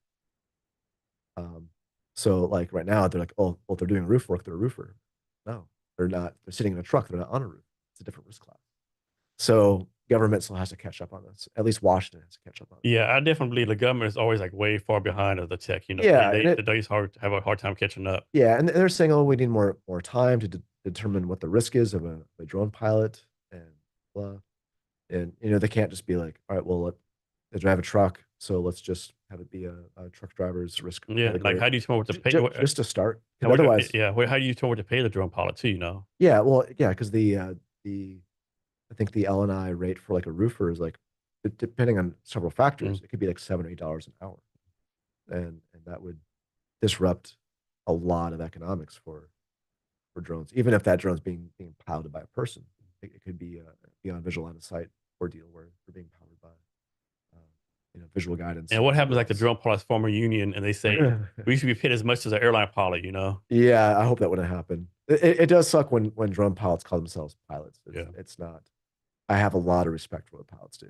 Ton of respect. yeah. I've had I mean, you're a drone pilot. You're probably not putting like hundreds of people at risk at a time. no, no, and it's so forgiving. I mean, yeah, you crash, you break a window, or you run into a car. It's not going to be in the news. You know? Um, and there's a lot of software backing you up in that, but it's it's not on the same planet of being No. a pilot. Not even close. Not even close. So, Drew, you talked some about your company, Roof Tech. Yeah, Can you go into more details, like why you started the company, what you're focused on now, what your vision is for the company? that's sad actually. I started Roof Tech because I couldn't find a job. Couldn't find a job. Moved back to the U.S. after Belize, and I worked for that one roofing company in Minneapolis. But I actually bought my property out in Seattle many years before that when I was rich. And so I was like, all right, I'm I'm the first rich person in my family, might be the last. I'm not even sure how long I'll be rich for. So I'll just buy this house now while I can. And so it was a good move. Um, but when I came back to the States, after Belize, that Belize endeavor, I was just Craigslisting it looking for work. And so um, I think a great thing to do as an entrepreneur is know how to lose everything and rebuild your empire because you're going to be less afraid to take that risk. Like I know for a fact I could lose everything today and I'll eat tomorrow. No problem. No problem. So, and that's of course with some advantages that I have, like a working body. My hands work. I have two arms and two legs. I can go clean gutters. I can charge $200 a pop. I can do 3 a day. So with a ladder that costs $100, a $10 bucket, $20 hose, and my hands, I can go make $600 a day, easy. With two arms and two legs, that can stand on a ladder comfortably. Can do that. So Roof Tech was just more of a way to just basically make sure that I can eat and take care of my family. And it was never meant to be a full-time gig. It was just a placeholder. It was just a way to get to the next thing. But it got a little traction. And it's funny that the company you wanted to work out and do well got zero traction, and the joke that you had on the side is the home run. So who knows where your success is going to come from? But Roof Tech was just it was a weekend thing to make sure I could just pay for a phone, pay for a And car. now it's paying for everything, so to speak. Yeah, it's paying for a lot of stuff. Paying for a lot of stuff. So and now I have a really good network of people. Um, a very, very strong professional network. And I think being in the roofing sector has been really good because you learn to talk to your customers for 2 or 3 hours at a time. And as as digital media and marketing takes over, you really see that the ability to walk into someone's house and actually, write a contract over coffee over a 2 hour period. I don't know how anyone's going to be able to replace that. I don't see it. And the future vision, like be the number one roof company in Seattle, number one roof company in the state of Washington. What's your goal with that? Say again. Yeah, so what's your goal for the company? Like be the number one company in Seattle, I states? like to go fully into robotics. I think I have a really good team. Um, I think everyone that works for me is phenomenal. I don't have there's not one person in my organization that needs to work on something. Well, I need to work on something, but I'm happy with everyone that I got. So whatever I do, I want to take them with me. That's my team. Mhm. So whether we're doing roofing or we're doing robotics, they're coming with me 100%. Um, and so I think Roof Tech is good because it helps pay for my experiments. I can try out a sensor, or I can try out a motor, or try out a propeller, and if it costs $500, I don't have to worry about that. Whereas if I was a startup with a runway, I really needed to watch my experimentation. So I think it's good to keep it, I think, and let it turn into a more of a tech company. And really, my biggest problem, I'm sitting on too many golden eggs, and I need to just hatch them. Um, the sensors, I have not flexed. Roof Tech has not flexed its muscle by any means. I've been too distracted with um, defense stuff, Ukraine stuff, to really deploy that strength. I think we're kind of a sleeper company. Like we have an awesome team, some awesome tech, and I just need a week or two to just say, all right, now we're launching the stuff that works. So speaking of like launching your stuff, so Roof Tech is like we'll say more like a traditional company. It is, yeah. So does the Black Tusk Technology more like your startup? Yeah, it's a startup. Between me and one other guy, he's ex Special Forces, and he's the opposite of me. We talked about that. He's the regulatory guy. He's the guy that makes sure that we're staying within the regs of what Cross the we're doing. T's, dotted I's. Yeah, I need that. I need that 100%.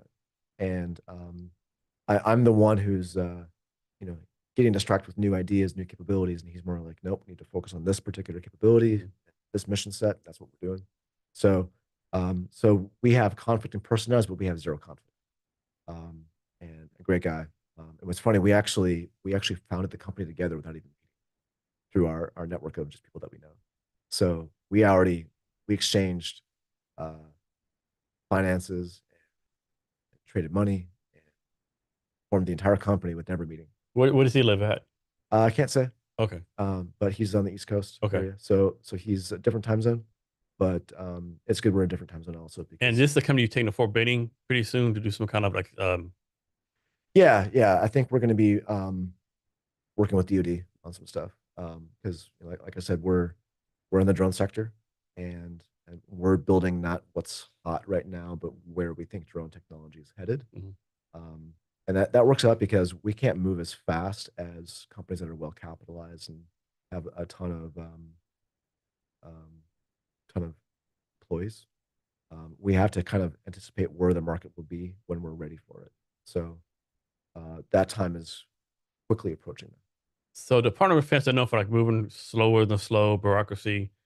How are you going to convince them like to do business with a startup? That's hard. It's very hard.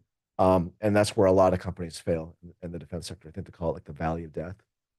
And a lot of that comes from when companies will they'll quit their day job and like, all right, we're all going to go do this defense tech thing, and we're going to raise $10 million on whatever. That money goes away very fast, and DoD moves very slow. So you need a way to capitalize yourself and keep your blood pressure up to sustain prolonged drought. And that drought could be years. It could be 3 or 4 years. So the DoD is trying to introduce new methods, and they have so many methods of purchasing equipment and testing things that I can't keep track of. I hear new entities, new programs, new things, probably on a maybe 3 or 4 times a week. I find some kind of new entity. That's my co-founder's wheelhouse. That alone, just finding the different financial mechanisms, instruments that the government has to purchase things, that is a full-time job. That could be just a whole team easily. So that's essentially his work. But the government understands that they need to move faster. They definitely understand that. And I'm hoping that we have the right people in the right places to make that happen. I think we do. I hope we do. So you're the CEO of this other company too? Call me the CTO. CTO, okay. Yeah, CTO. And yeah, I think CTO is the best. So how do you plan, like, you obviously figure this out, right? So you have two companies. Most people can't, handle like a regular 9 to 5 job, right? Right. And you already said your Roof Tech is kind of like you kind of like, kind of hands off, so to speak. Right. But still, you have two companies. Like, how do you like manage like the responsibilities, all that kind of stuff with two jobs, competing responsibilities? And then you still have I'm assuming you have family responsibilities, kids, social life. How do you like do all that stuff, so to speak, without going insane? With Roof Tech, I get space to operate both companies by trusting the people that work for me. I trust their judgment. I trust them to do the right thing. And I've already forgiven them when it didn't work out. Like, after today, turn my phone back on, and if something happened, um, I have full faith in my team that they made the best decision with the information they had. And I'll know when it deviates. I know the trade well enough to know when somebody made an actual bad call. I'm guessing anything less than someone fall off the roof and breaking a leg and really hurt. Yeah. Anything below that is probably okay. I'm good with that. It Right? needs to be. You need to understand that there's just some things that are inherent to roof. Okay, a shingle came off the roof while we were installing it, and it hit the boss's truck. That's why I don't drive a new truck. Yeah. I drive a truck that's good enough Yeah. to work and not be embarrassed to drive it, Yeah. basically. Right. So you have to be realistic about expectations. And and that's a good point. Wearing ropes and harnesses, Yeah. that kind of stuff. Those things are I'm sure are safety is non-negotiable. also safety is like road like number one priority for you and all Yeah, your people. yeah, non-negotiable, non-negotiable. Um, but yeah, operating both. Um, which commander was it that said that armies move at the speed of trust? I think it was. Yeah, I remember that. But that's what it is, and you have to really get over your own ego and your own shit that everyone needs you all the time, and you may it's almost And if they do, what kind of company are you building, right? exactly like you would measure the effectiveness of your leadership by how well your organization does under combat when you're not there. Um, and so also, I think it's important to run both companies at the same time because if we ever do take on outside investment, it's important to know that the team that's there is not just startup individuals. Yeah. You need to know that the team you have understands how to delegate, how to trust, how to forgive, um, and how to empower people, and know how to walk away and know that it's going to be fine because you put the right people in the right place. So I'm gonna send this picture later today, right? So I was in Vietnam that September, right, in the hotel. Yeah. Last day was there. Next hotel, they was building a scaffolding, right? Mm-hmm. Like scaffolding like 10 feet high, right? Yeah. 10 feet Was it high, out of bamboo or what would they? out of bamboo. Yeah. Yeah. 10 feet high. Underrated. 10 feet high. These jokers had no safety harness, no ropes, Yeah. flip flops, t-shirts, no safety Yep. goggles, up there fucking just working away. I'm like, what the fuck's going on here, Yeah. right? Yeah. It was insanity, right? In Well, flip yeah, flops. and it is funny because we look at Vietnam and it's a communist country, right? Mhm. And so we associate communism with like you know Big Brother watching Yeah. and whatnot. But it's weird because you may have a communist government, but there's so many aspects of life that are very laissez-faire. Yeah. And so it always struck me as odd, like countries who are on paper more authoritarian than we are. Yeah. That's how Vietnam is. You actually have a ton of freedom because they can't I was afford thinking, cameras on every if this place. United States, this whole block would be shut down. There'd be police everywhere, Oh, absolutely. news everywhere. Oh, yeah. Like, yeah, like how Yeah. dare you put this person at risk? Well, yeah, I can. It's funny because when I hear stories about like my uncles about what they used to do for fun, um, uh, the difference is very clear in how society has changed in a very short period. Like when they were kids, they told me that this is true. When they were kids, this is like the 40s or 50s, right? They had a love for aviation always, and they would fly from like Minneapolis to Chicago. And one of my uncles would actually bring like he would capture a pigeon from some barn and brought it with him on the plane. And they're like, "Why? What's with the bird? Why are you bringing the bird in the plane?" He's like, "Oh, I'm gonna throw out the window when we get to altitude." Yeah. Yeah. Oh, whatever. And nowadays it's like, "Oh, a bottle of water." Yeah. A bottle of water. Well, that's too Yeah. big. Yeah. Imagine going to like SeaTac right now with a pigeon and be like, "Oh, I'm gonna pop open the hatch and throw this out when the 737 Max door flies off." Yeah. Yeah, right. Yeah. So it's People used to smoke inside the planes and stuff. yeah, ashtrays in the plane. Not that I'd want that, but it's just crazy that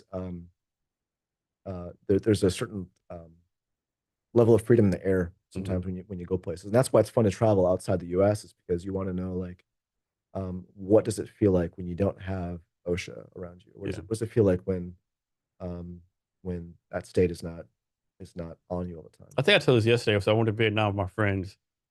The other nighttime, first day in the morning, I'm walking out of the hotel. I have my passport in my hand, and they're like, Yeah. "What are you doing with the passport? Like, I need my ID, right? I Yeah. don't need to go back in my Yeah. driver's license. Yeah. You don't need ID here. Yeah. Just remember where you live at. Yeah. Like, it took me like 2-3 days to get over that concept. Because in the United States, like ID, but they're like, no, what do you need ID for? Just Yeah. put it back in your room. It's safer there.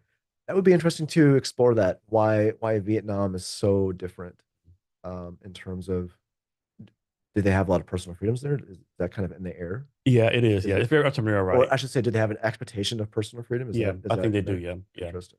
And one thing is too, like, some kind of norm, but everywhere you go, people are like trying to sell you a shot glass, Yeah. a piece of pineapple. Yeah. It's so bad. It's like you eat the restaurant eating, and they try to sell you food, and the restaurant eating right. Yeah. It's very entrepreneurial, right? And they're very persistent. They are. Yeah. People are surprised to find out how persistent businessmen are outside the U.S. Oh yeah.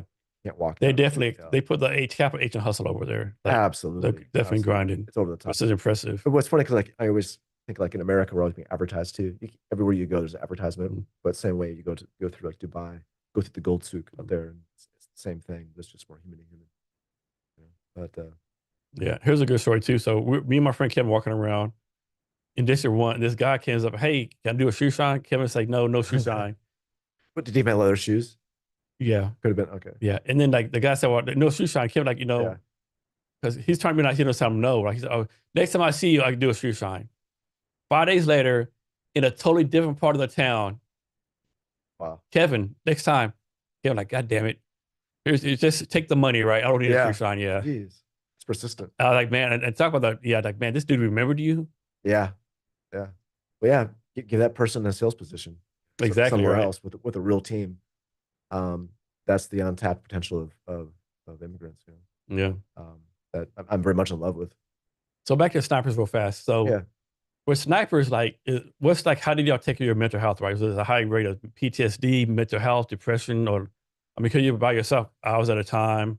And I Yeah. know you're talking about not killing people. I'm sure some snipers did kill people. Like, Right. how did that all play out? Is there like any studies like that you know of? Well, talking about PTSD, I think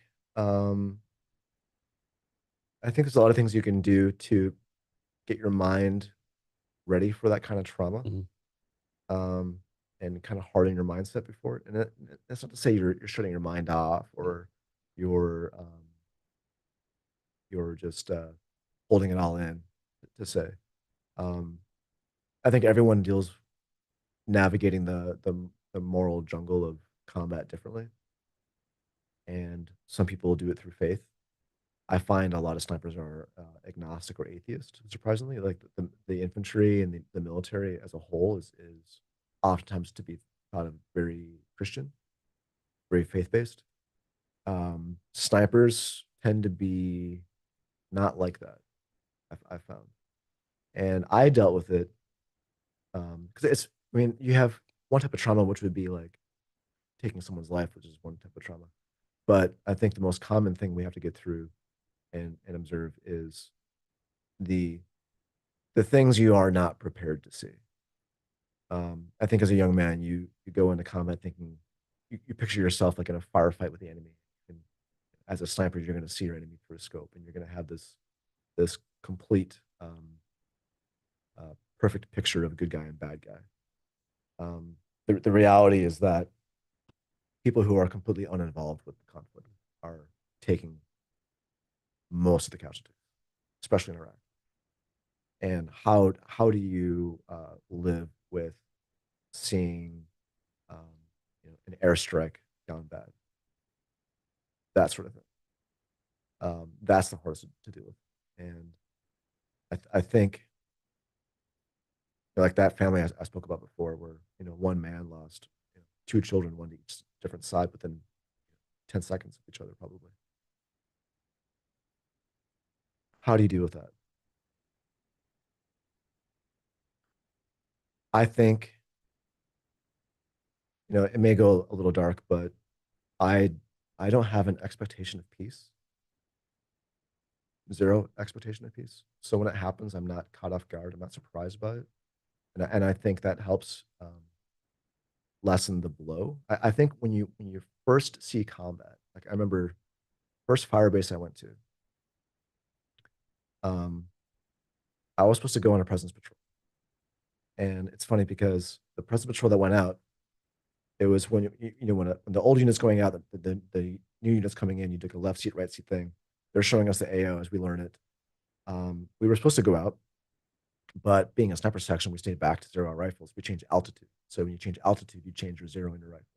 We stayed back to get that data. The patrol that went out that we were supposed to be on got ambushed. Everyone died on. So one of my first jobs in combat was to I think I was 19. No, I was 18 still. My first job in combat in a combat scenario was cleaning out the brain matter on the seat that I was supposed to be. And that's when you realize like this is the real shit right now. That's fucking tough right there. This Damn, is that's tough. that should have been mine, and survive. surviving a conflict could be the decision between looking left and looking right. Mhm. It could be, you want to say that, oh, because I'm a trained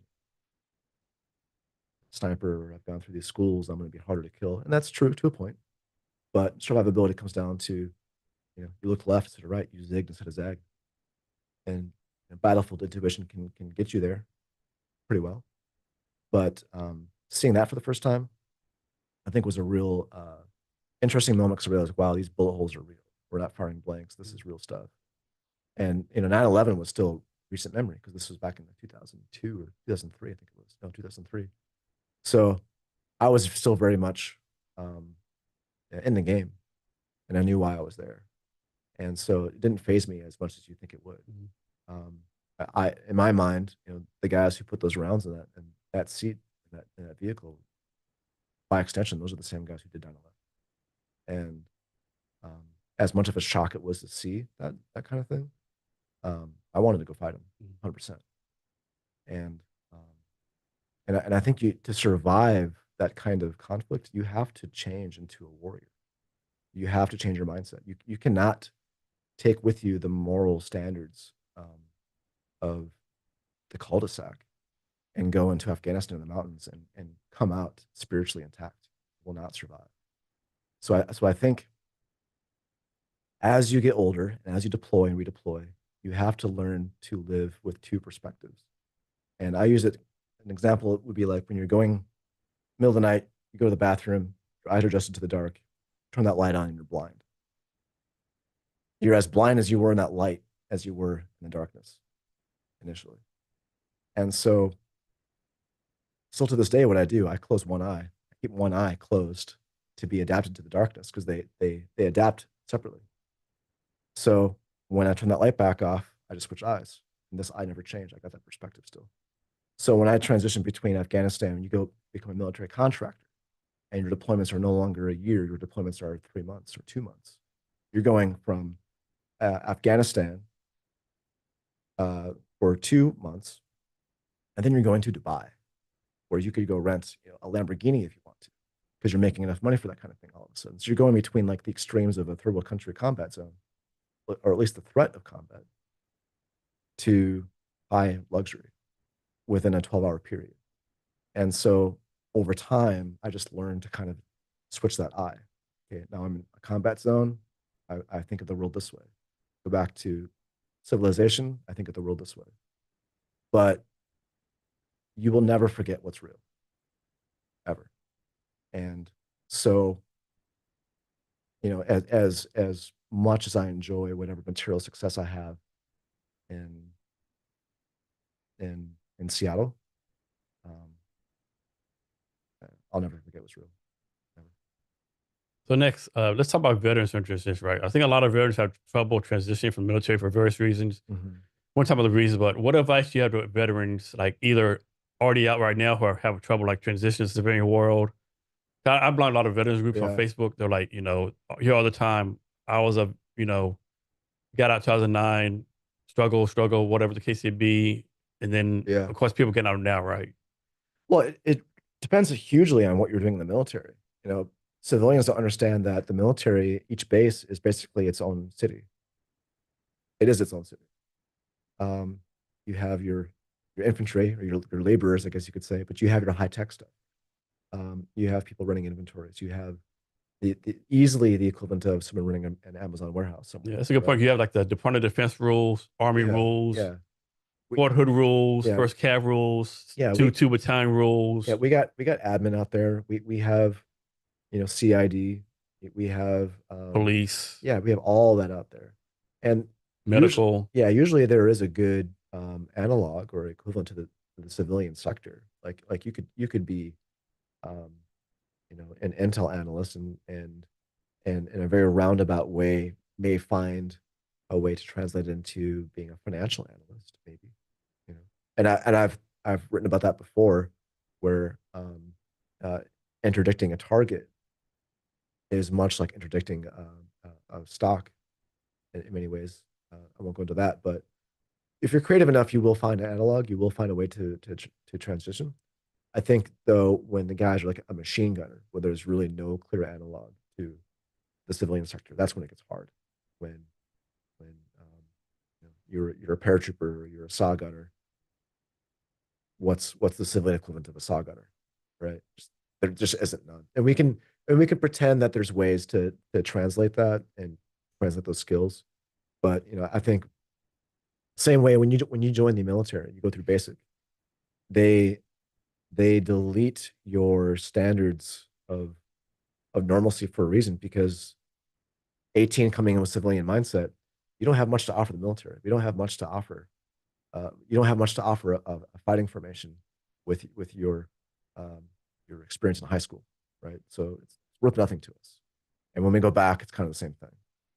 And so I battled that for a while, thinking like, well, how can I convince veterans that what we learned in the infantry is going to be translated into some sort of material success in the professional sector?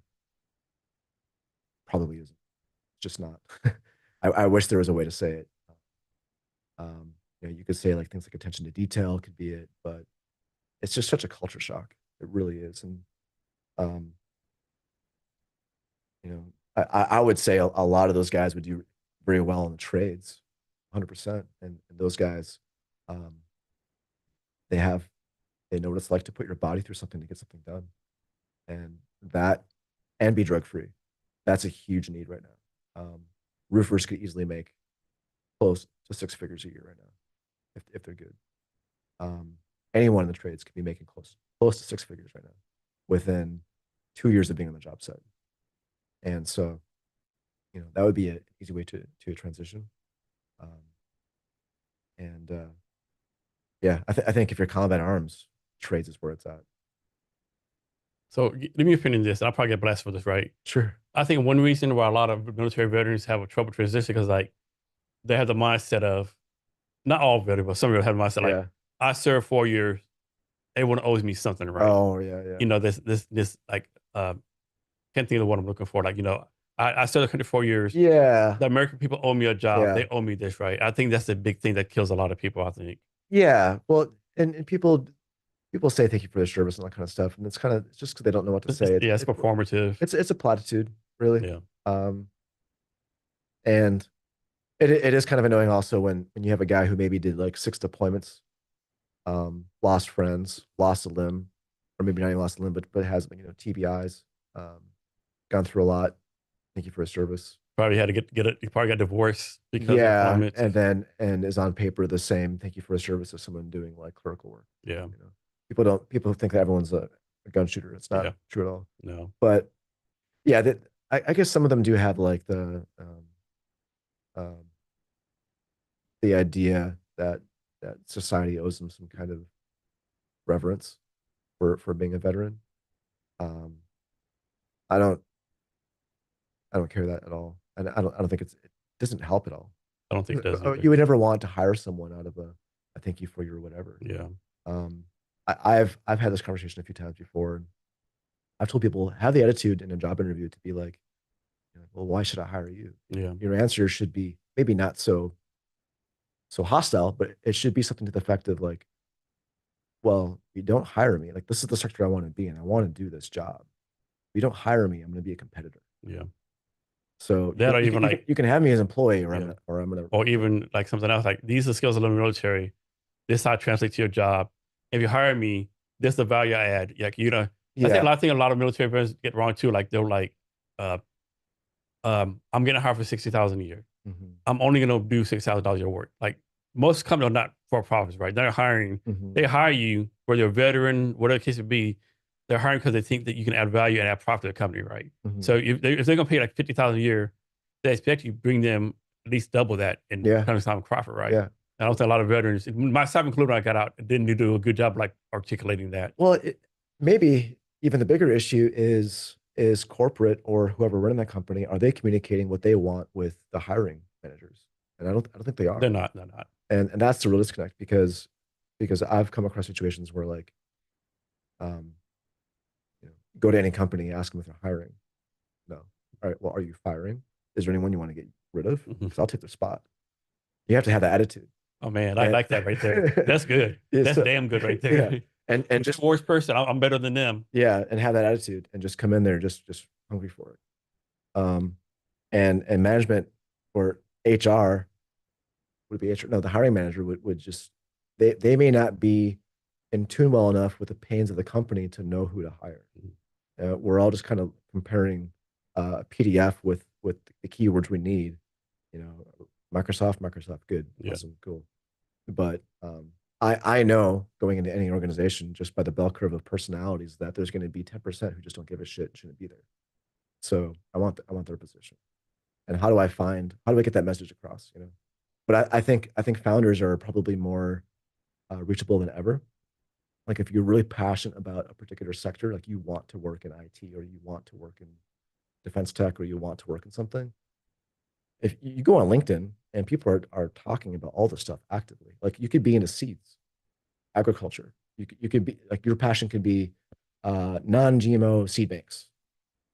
And right now on LinkedIn, there's going to be some very passionate people Yeah. talking about I that. tell all military if I can. You want a job, like you're interested in something, find a startup. Yeah.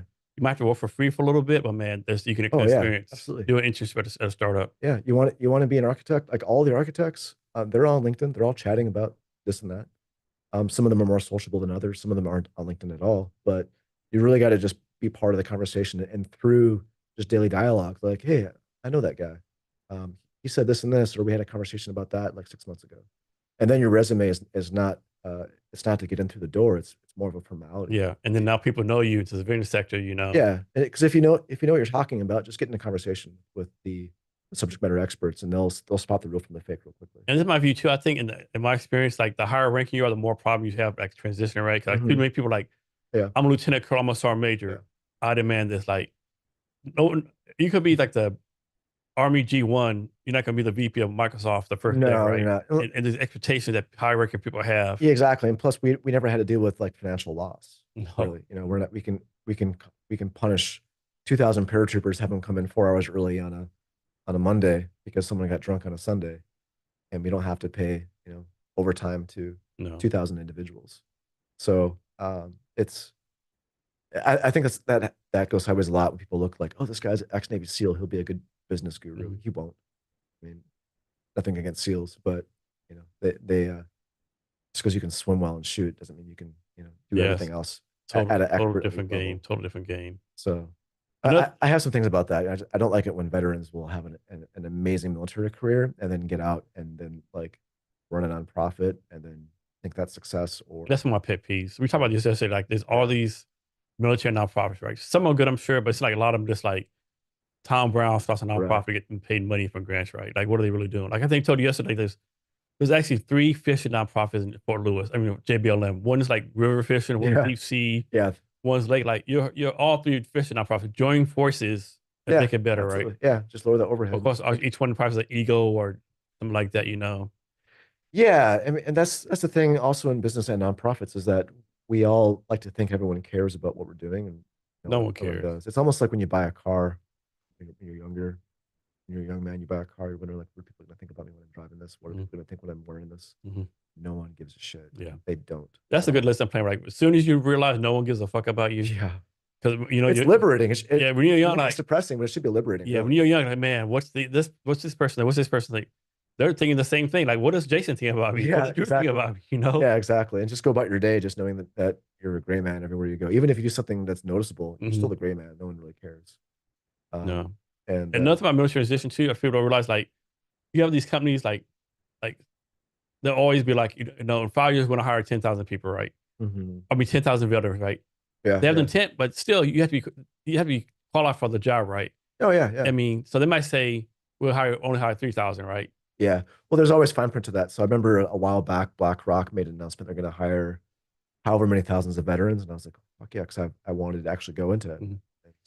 Well, I studied economics and I was really deep into it. Like 2008, when I was studying economics, that was a great time to be studying economics and the financial sector, rich with content. Mhm. And I wanted to work for BlackRock at some point. It's my kind of my dream job and be some kind of analyst because I had this whole thing about, you know, how do you track targets as a sniper and how that translates into tracking price mechanisms, Mhm. price movements and equities. But when I heard they were hiring X amount of veterans, I thought that was my end. Come to find out, the companies that they partially own having them hire veterans. Oh, It's like okay. McDonald's. And Okay. it's not what I thought it was. Yeah.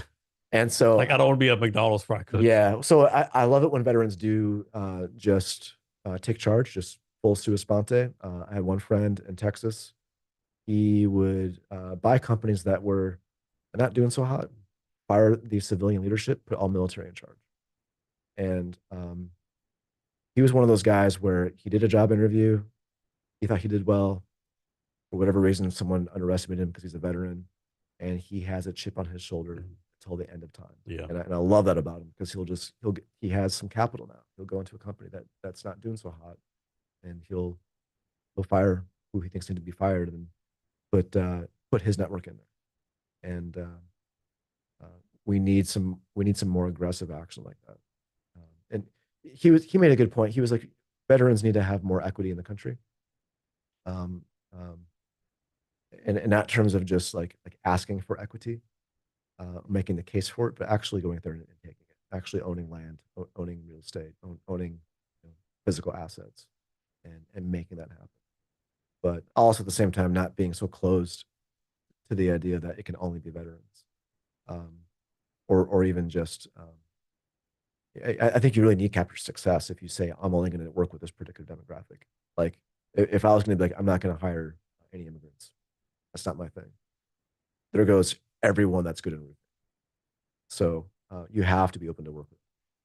Yeah, that's always my pet peeve too. Like, when people say I'm a veteran, I'm only hire veterans. Like, really? No. Like, I could tell you in my time in the Army, I had veterans that worked for me, worked with me, I worked for. I would not Yeah. hire to cut my grass right now. Yeah.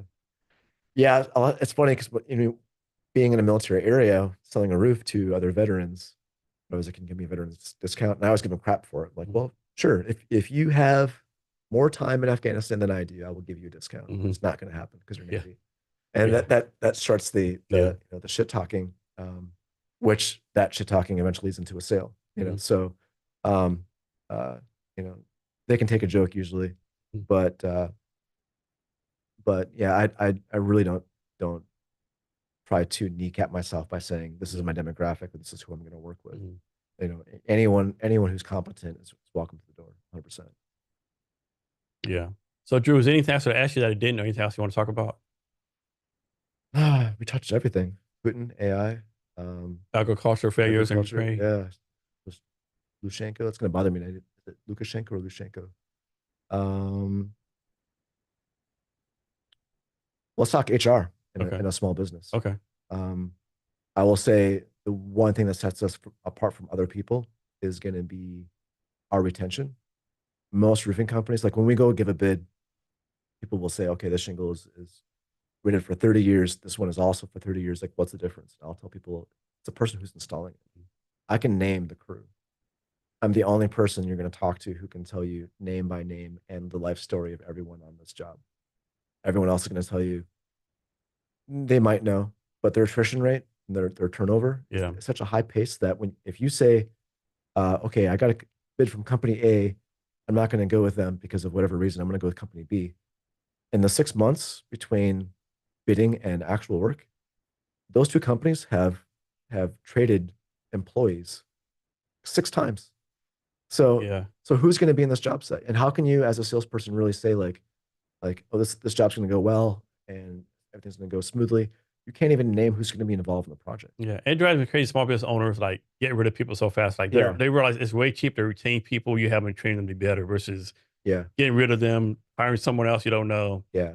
It's insane. So for me, I do unexpected pay raises. I don't tell people you're getting a pay raise. I just do it.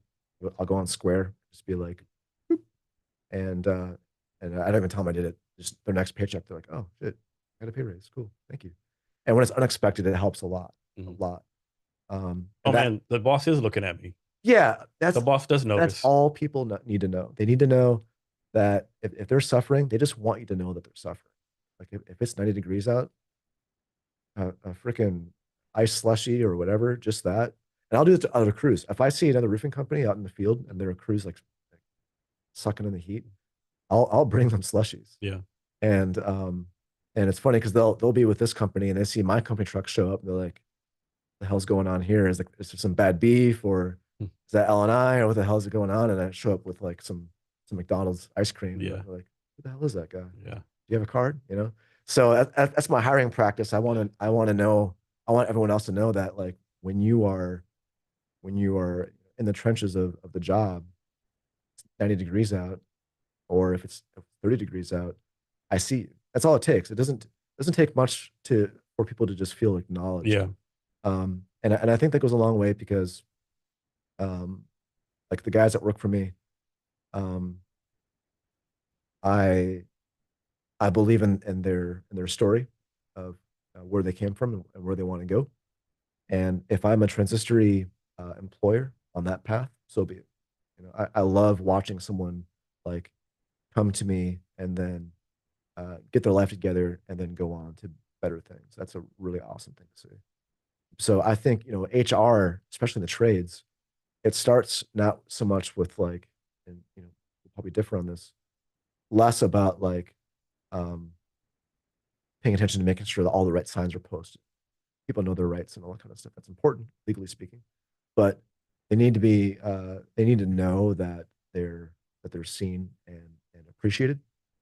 Doesn't take much. Pay them on time, pay them well, and they'll stick around. Yeah, we talking about the compliance, the legal, the posters. I call that HR of old, you know, like the old HR, right? Yeah, You yeah, have to be yeah. the new HR. You have to like, okay, that's legal stuff. You have to be there, you know. But how you like, how you making like, what's your culture? How you making people come to work? Yeah. How you make them, you know, You, quote unquote, you got to be empower legit. them? You got to be legit. And that's with anything, like either with like marketing or anything. There's no shortcuts to it anymore. Uh, I mean, your employer brand is so important, right? Employee brand. Yeah, the brand of your employee, like your company's in brand. Yeah. Yeah. How they portray themselves. Mhm. I get most compliments from that actually, like how kind everyone is. Um, and they're funny. If sometimes we have customers that just talk a lot, and the crew will be like, no hablo English," and they speak English. Yeah, They just don't want to like they're, they just want to work. yeah. They don't want to like they're on a This roof. this this is not a social call. Yeah, yeah. So they'll be like, let's get in the rooftop and just not You want some talk to iced anybody. tea? Come down for iced tea. Yeah, yeah. They'll pretend to just not know what's going on, and Yeah, it's an easy way out. And they're like, "Oh, this person talks a lot." yeah. But yeah, you know, retention. There's no way to fake it. Mm. If people know you don't give a shit, they're going to know right away. And especially in the trades, there's going to be ample opportunities for a business leader or a boss or a foreman to demonstrate whether they care or not. Um, you know, whether it be, you know, a minor mistake or a mess up, a shingle hits my truck, how I respond to that, um, um, or how I respond to requests for like an early cash advance because Uh, of whatever reason. That's hugely important. But and those are all things people say. You hear gurus talking about like, trusting employees, and it's easier said than done. You have to have the right crew also, yeah. because I've had people where I would 100% not trust them with a damn They don't thing. deserve your trust. Yeah, absolutely. And so, and there's a lot of that in the trades, and that's why we're a small company. I mean, I think what we got is kind of a rare thing, and um, you know, to grow means to lower standards in a lot of ways, because there's just not that many good people Mm. out there that are as good as what I have. I definitely like the way you do raise. Like one of my pet peeves, are like, you know, you have a company, um, and Tom Brown goes to boss, hey boss, can I get a raise? Here's a raise. Like maybe Tom Brown doesn't deserve a raise. Yeah. Maybe by giving a raise, you fuck up your financials, and the person who actually deserves a raise next month doesn't get it right. Yeah, yeah. And I think what too many small business owners do it like that, yeah, and it unfortunately. gives you the freedom to basically do it when you think it's appropriate, when you're financially ready for it. And um, you know, inflation has really been hurting people really bad. I have I really thought for a minute like people who are making 21, $22 an hour, what that really means, because I've almost forgotten what that's like, and I should not have. Um, it's crazy to think how much an extra $200 a month can be. So it's crazy. And I can just easily my next bid that is a few $1,000s, I can make that bid. The next few of them, 1,015, 1,020, whatever. It's no difference. Once you pass that $1,000 mark as a customer, what's 1,015? What's 1,200? Yeah. But for an employee, uh, another $200 a month. That's a car payment. And so that's huge for them. So it's really important to just kind of see the world from their perspective and see that, like, especially with the grocery bills, Yeah, like and just, a dozen eggs is a $12 or something crazy. yeah, like I save money. Fast food is not cheap anymore. Yeah, exactly. Yeah, exactly. I save money on the road by just going to the grocery store. I don't eat at a restaurant at work. I'll go to Safeway and grab some veggies or something, and um, I'll walk out of there, and that's just 2 meals for the day, and that's $20. And I have to think like, well, shit, I have a roof cleaner right now making that's like an hour of their work just to eat for part of the day. Mhm. So probably after this, I'll go do another pay raise for them. Just now that I'm thinking about it. Um, but that comes down to the sales team. Like, if you can't afford to do a minimal pay raise on your employees, why is your sales team doing so bad? It's on them. Mhm. It's on them to make that work, and it's also on you as a business leader to make sure that your product is so damn good that by the time the salesman gets it in their hands, it's hardly sales, it becomes retail. So it's a it's a mutually supporting relationship, right? Where the product has to be legit, such that sales doesn't have a problem selling it, and when they do sell it, they're not overselling it because the product is actually legit, and that in turn creates enough wealth for the people who do the work that is unseen to be seen through their paycheck. So I think it starts with the product led development, 100%, and then having a good sales team. So what's something like you started your company, Roof Tech? Mhm. What's something you first started like you kind of struggled with, right? It kicked your butt, but now you're like, that was the easiest thing ever. What took me so long to figure this out? Yeah, thinking how to do everything goes back to trust, and I mentioned trust multiple times because it's the lesson that I learned the most. And I've always hated being controlled and micromanaged. I always hated that.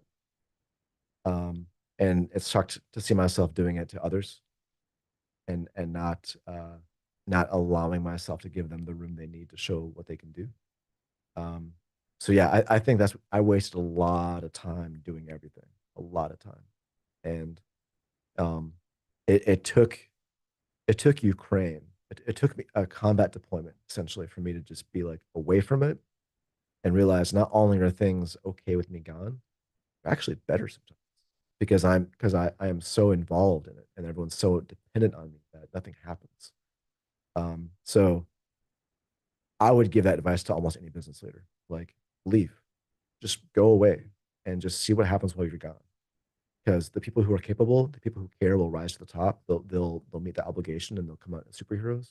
Those are the people who need to stay, be rewarded for it. The people um, who are assisted an undue amount, that'll be seen. And people will, you have to be gone long enough that a new norm sets in.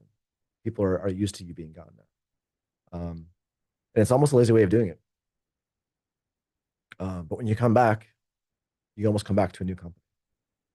And it's very counterintuitive to do that. The problem with that, I think too many people have such egos, like they come back and like, oh my God, the company Yeah. running wild without me. Like, what am I needed for? They play their own Yeah, mind. hopefully nothing. And then that gives you a chance to start a new company. And then, you know, ultimately my goal would be to generate enough revenue off of like my other startups to have that be my paycheck. And then whatever Roof Tech makes on top, I can just go back to the employees. I don't need Roof Tech to pay for my groceries or anything Mhm. like that. It can take some off the top a little bit, but I would much rather it be more of like an employee-owned endeavor. Um, and I think that only comes after you've had the same crew, the same team for a Yeah. while. Like, you want to see them do well. It really sucks to see people who came from nothing, are intelligent, are capable, they are drug free, and just by the circumstance of like our particular economic times and our geography, just not be able to just make it by no fault of their own. Let me ask you this, like go back to military, right? Yeah. So I used to be in first cabin, on first cabin unit, like on like Abrams tanks, whatever. There's something called like full crew man, like I make this number, like 7 people be in a tank, Yeah. 100% capability, or you do minimum manning, like only 3 people are in it, right? And of Mhm. course you have the gunner, all the different Right. things. Is roof the same way, like full team, you need 7 people on the roof to do everything? Yeah, And certain people do certain yeah, jobs. you need four minimum. Or okay. Yeah, four minimum. I think just safely, you need four minimum. Um, there are they're like one man shows out there that will do like one roof, one guy, and it'll take them like a month, you know. But there's a few of those out there, but I think four is minimum. No more than seven. Seven gets a little chaotic. Uh, starts looking like a garage sale, as I say. But yeah, I think four minimum, seven max. Okay. Yeah, and then the most important thing is a dump truck. Gotta have a dump truck, 100%. And that actually got stolen recently. Oh shit. Actually, not recently. It got stolen when I was in Ukraine, Damn. and that was a true test of what happens when I'm gone. It really sucked. Like, okay, I'm gone. You guys take care of it, and then like our biggest fiasco happened while I was gone. And they got it sorted out. Do you have any mentors? Anyone that mentions you? No, I have people that I look up to.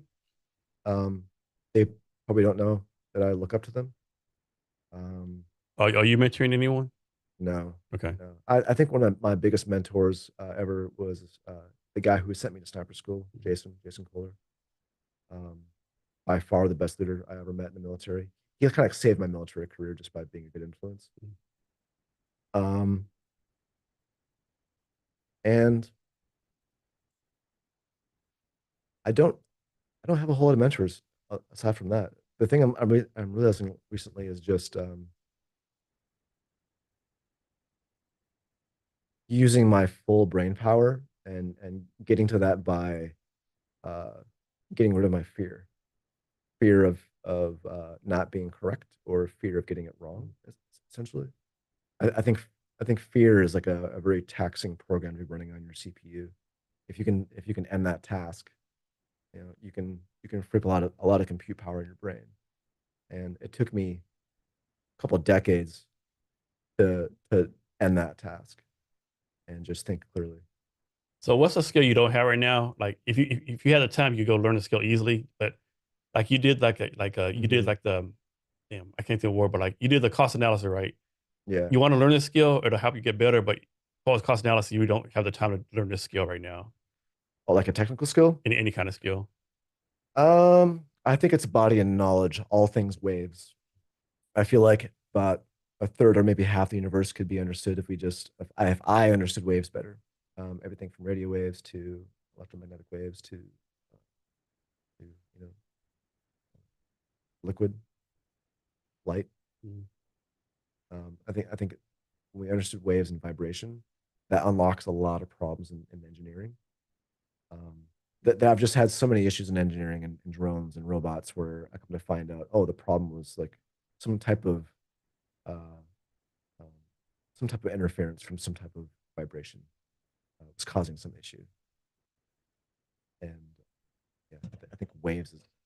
Sorry, that's a very geeky answer. Waves. Yeah, that's a nerdy A very answer. very geeky answer. Well, it's funny because you go through this phase of like, okay, I'm going to podcast everything, listen to all these YouTube videos, blah blah, blah, and it's all like surface level things. I'm kind of past like the 101 of whatever, and now I want to know the nitty gritty. I want to get a book like this thick on electromagnetic frequencies. I want to know that very well. I want to be like the world authority on vibration. And that's huge in sniper school also is the harmonics of a barrel going through uh, the internal ballistics of the round and all that in accuracy. So yeah, I think sorry to give you the geekiest answer in the world, but waves, knowing waves. So Drew, you gave a lot of good value, but before we get out, can you give us any wisdom or advice or anything you want to talk about? I think I'm empty. Yeah. No, there's always more, but if I could say anything, it's hire a team you can trust and then trust them so you can go do other stuff and learn to forgive them. Drew, thanks for your time today. Really appreciate it. Thanks, man. Cool. And to our listeners, thank you for your time as well. Remember to be great every day.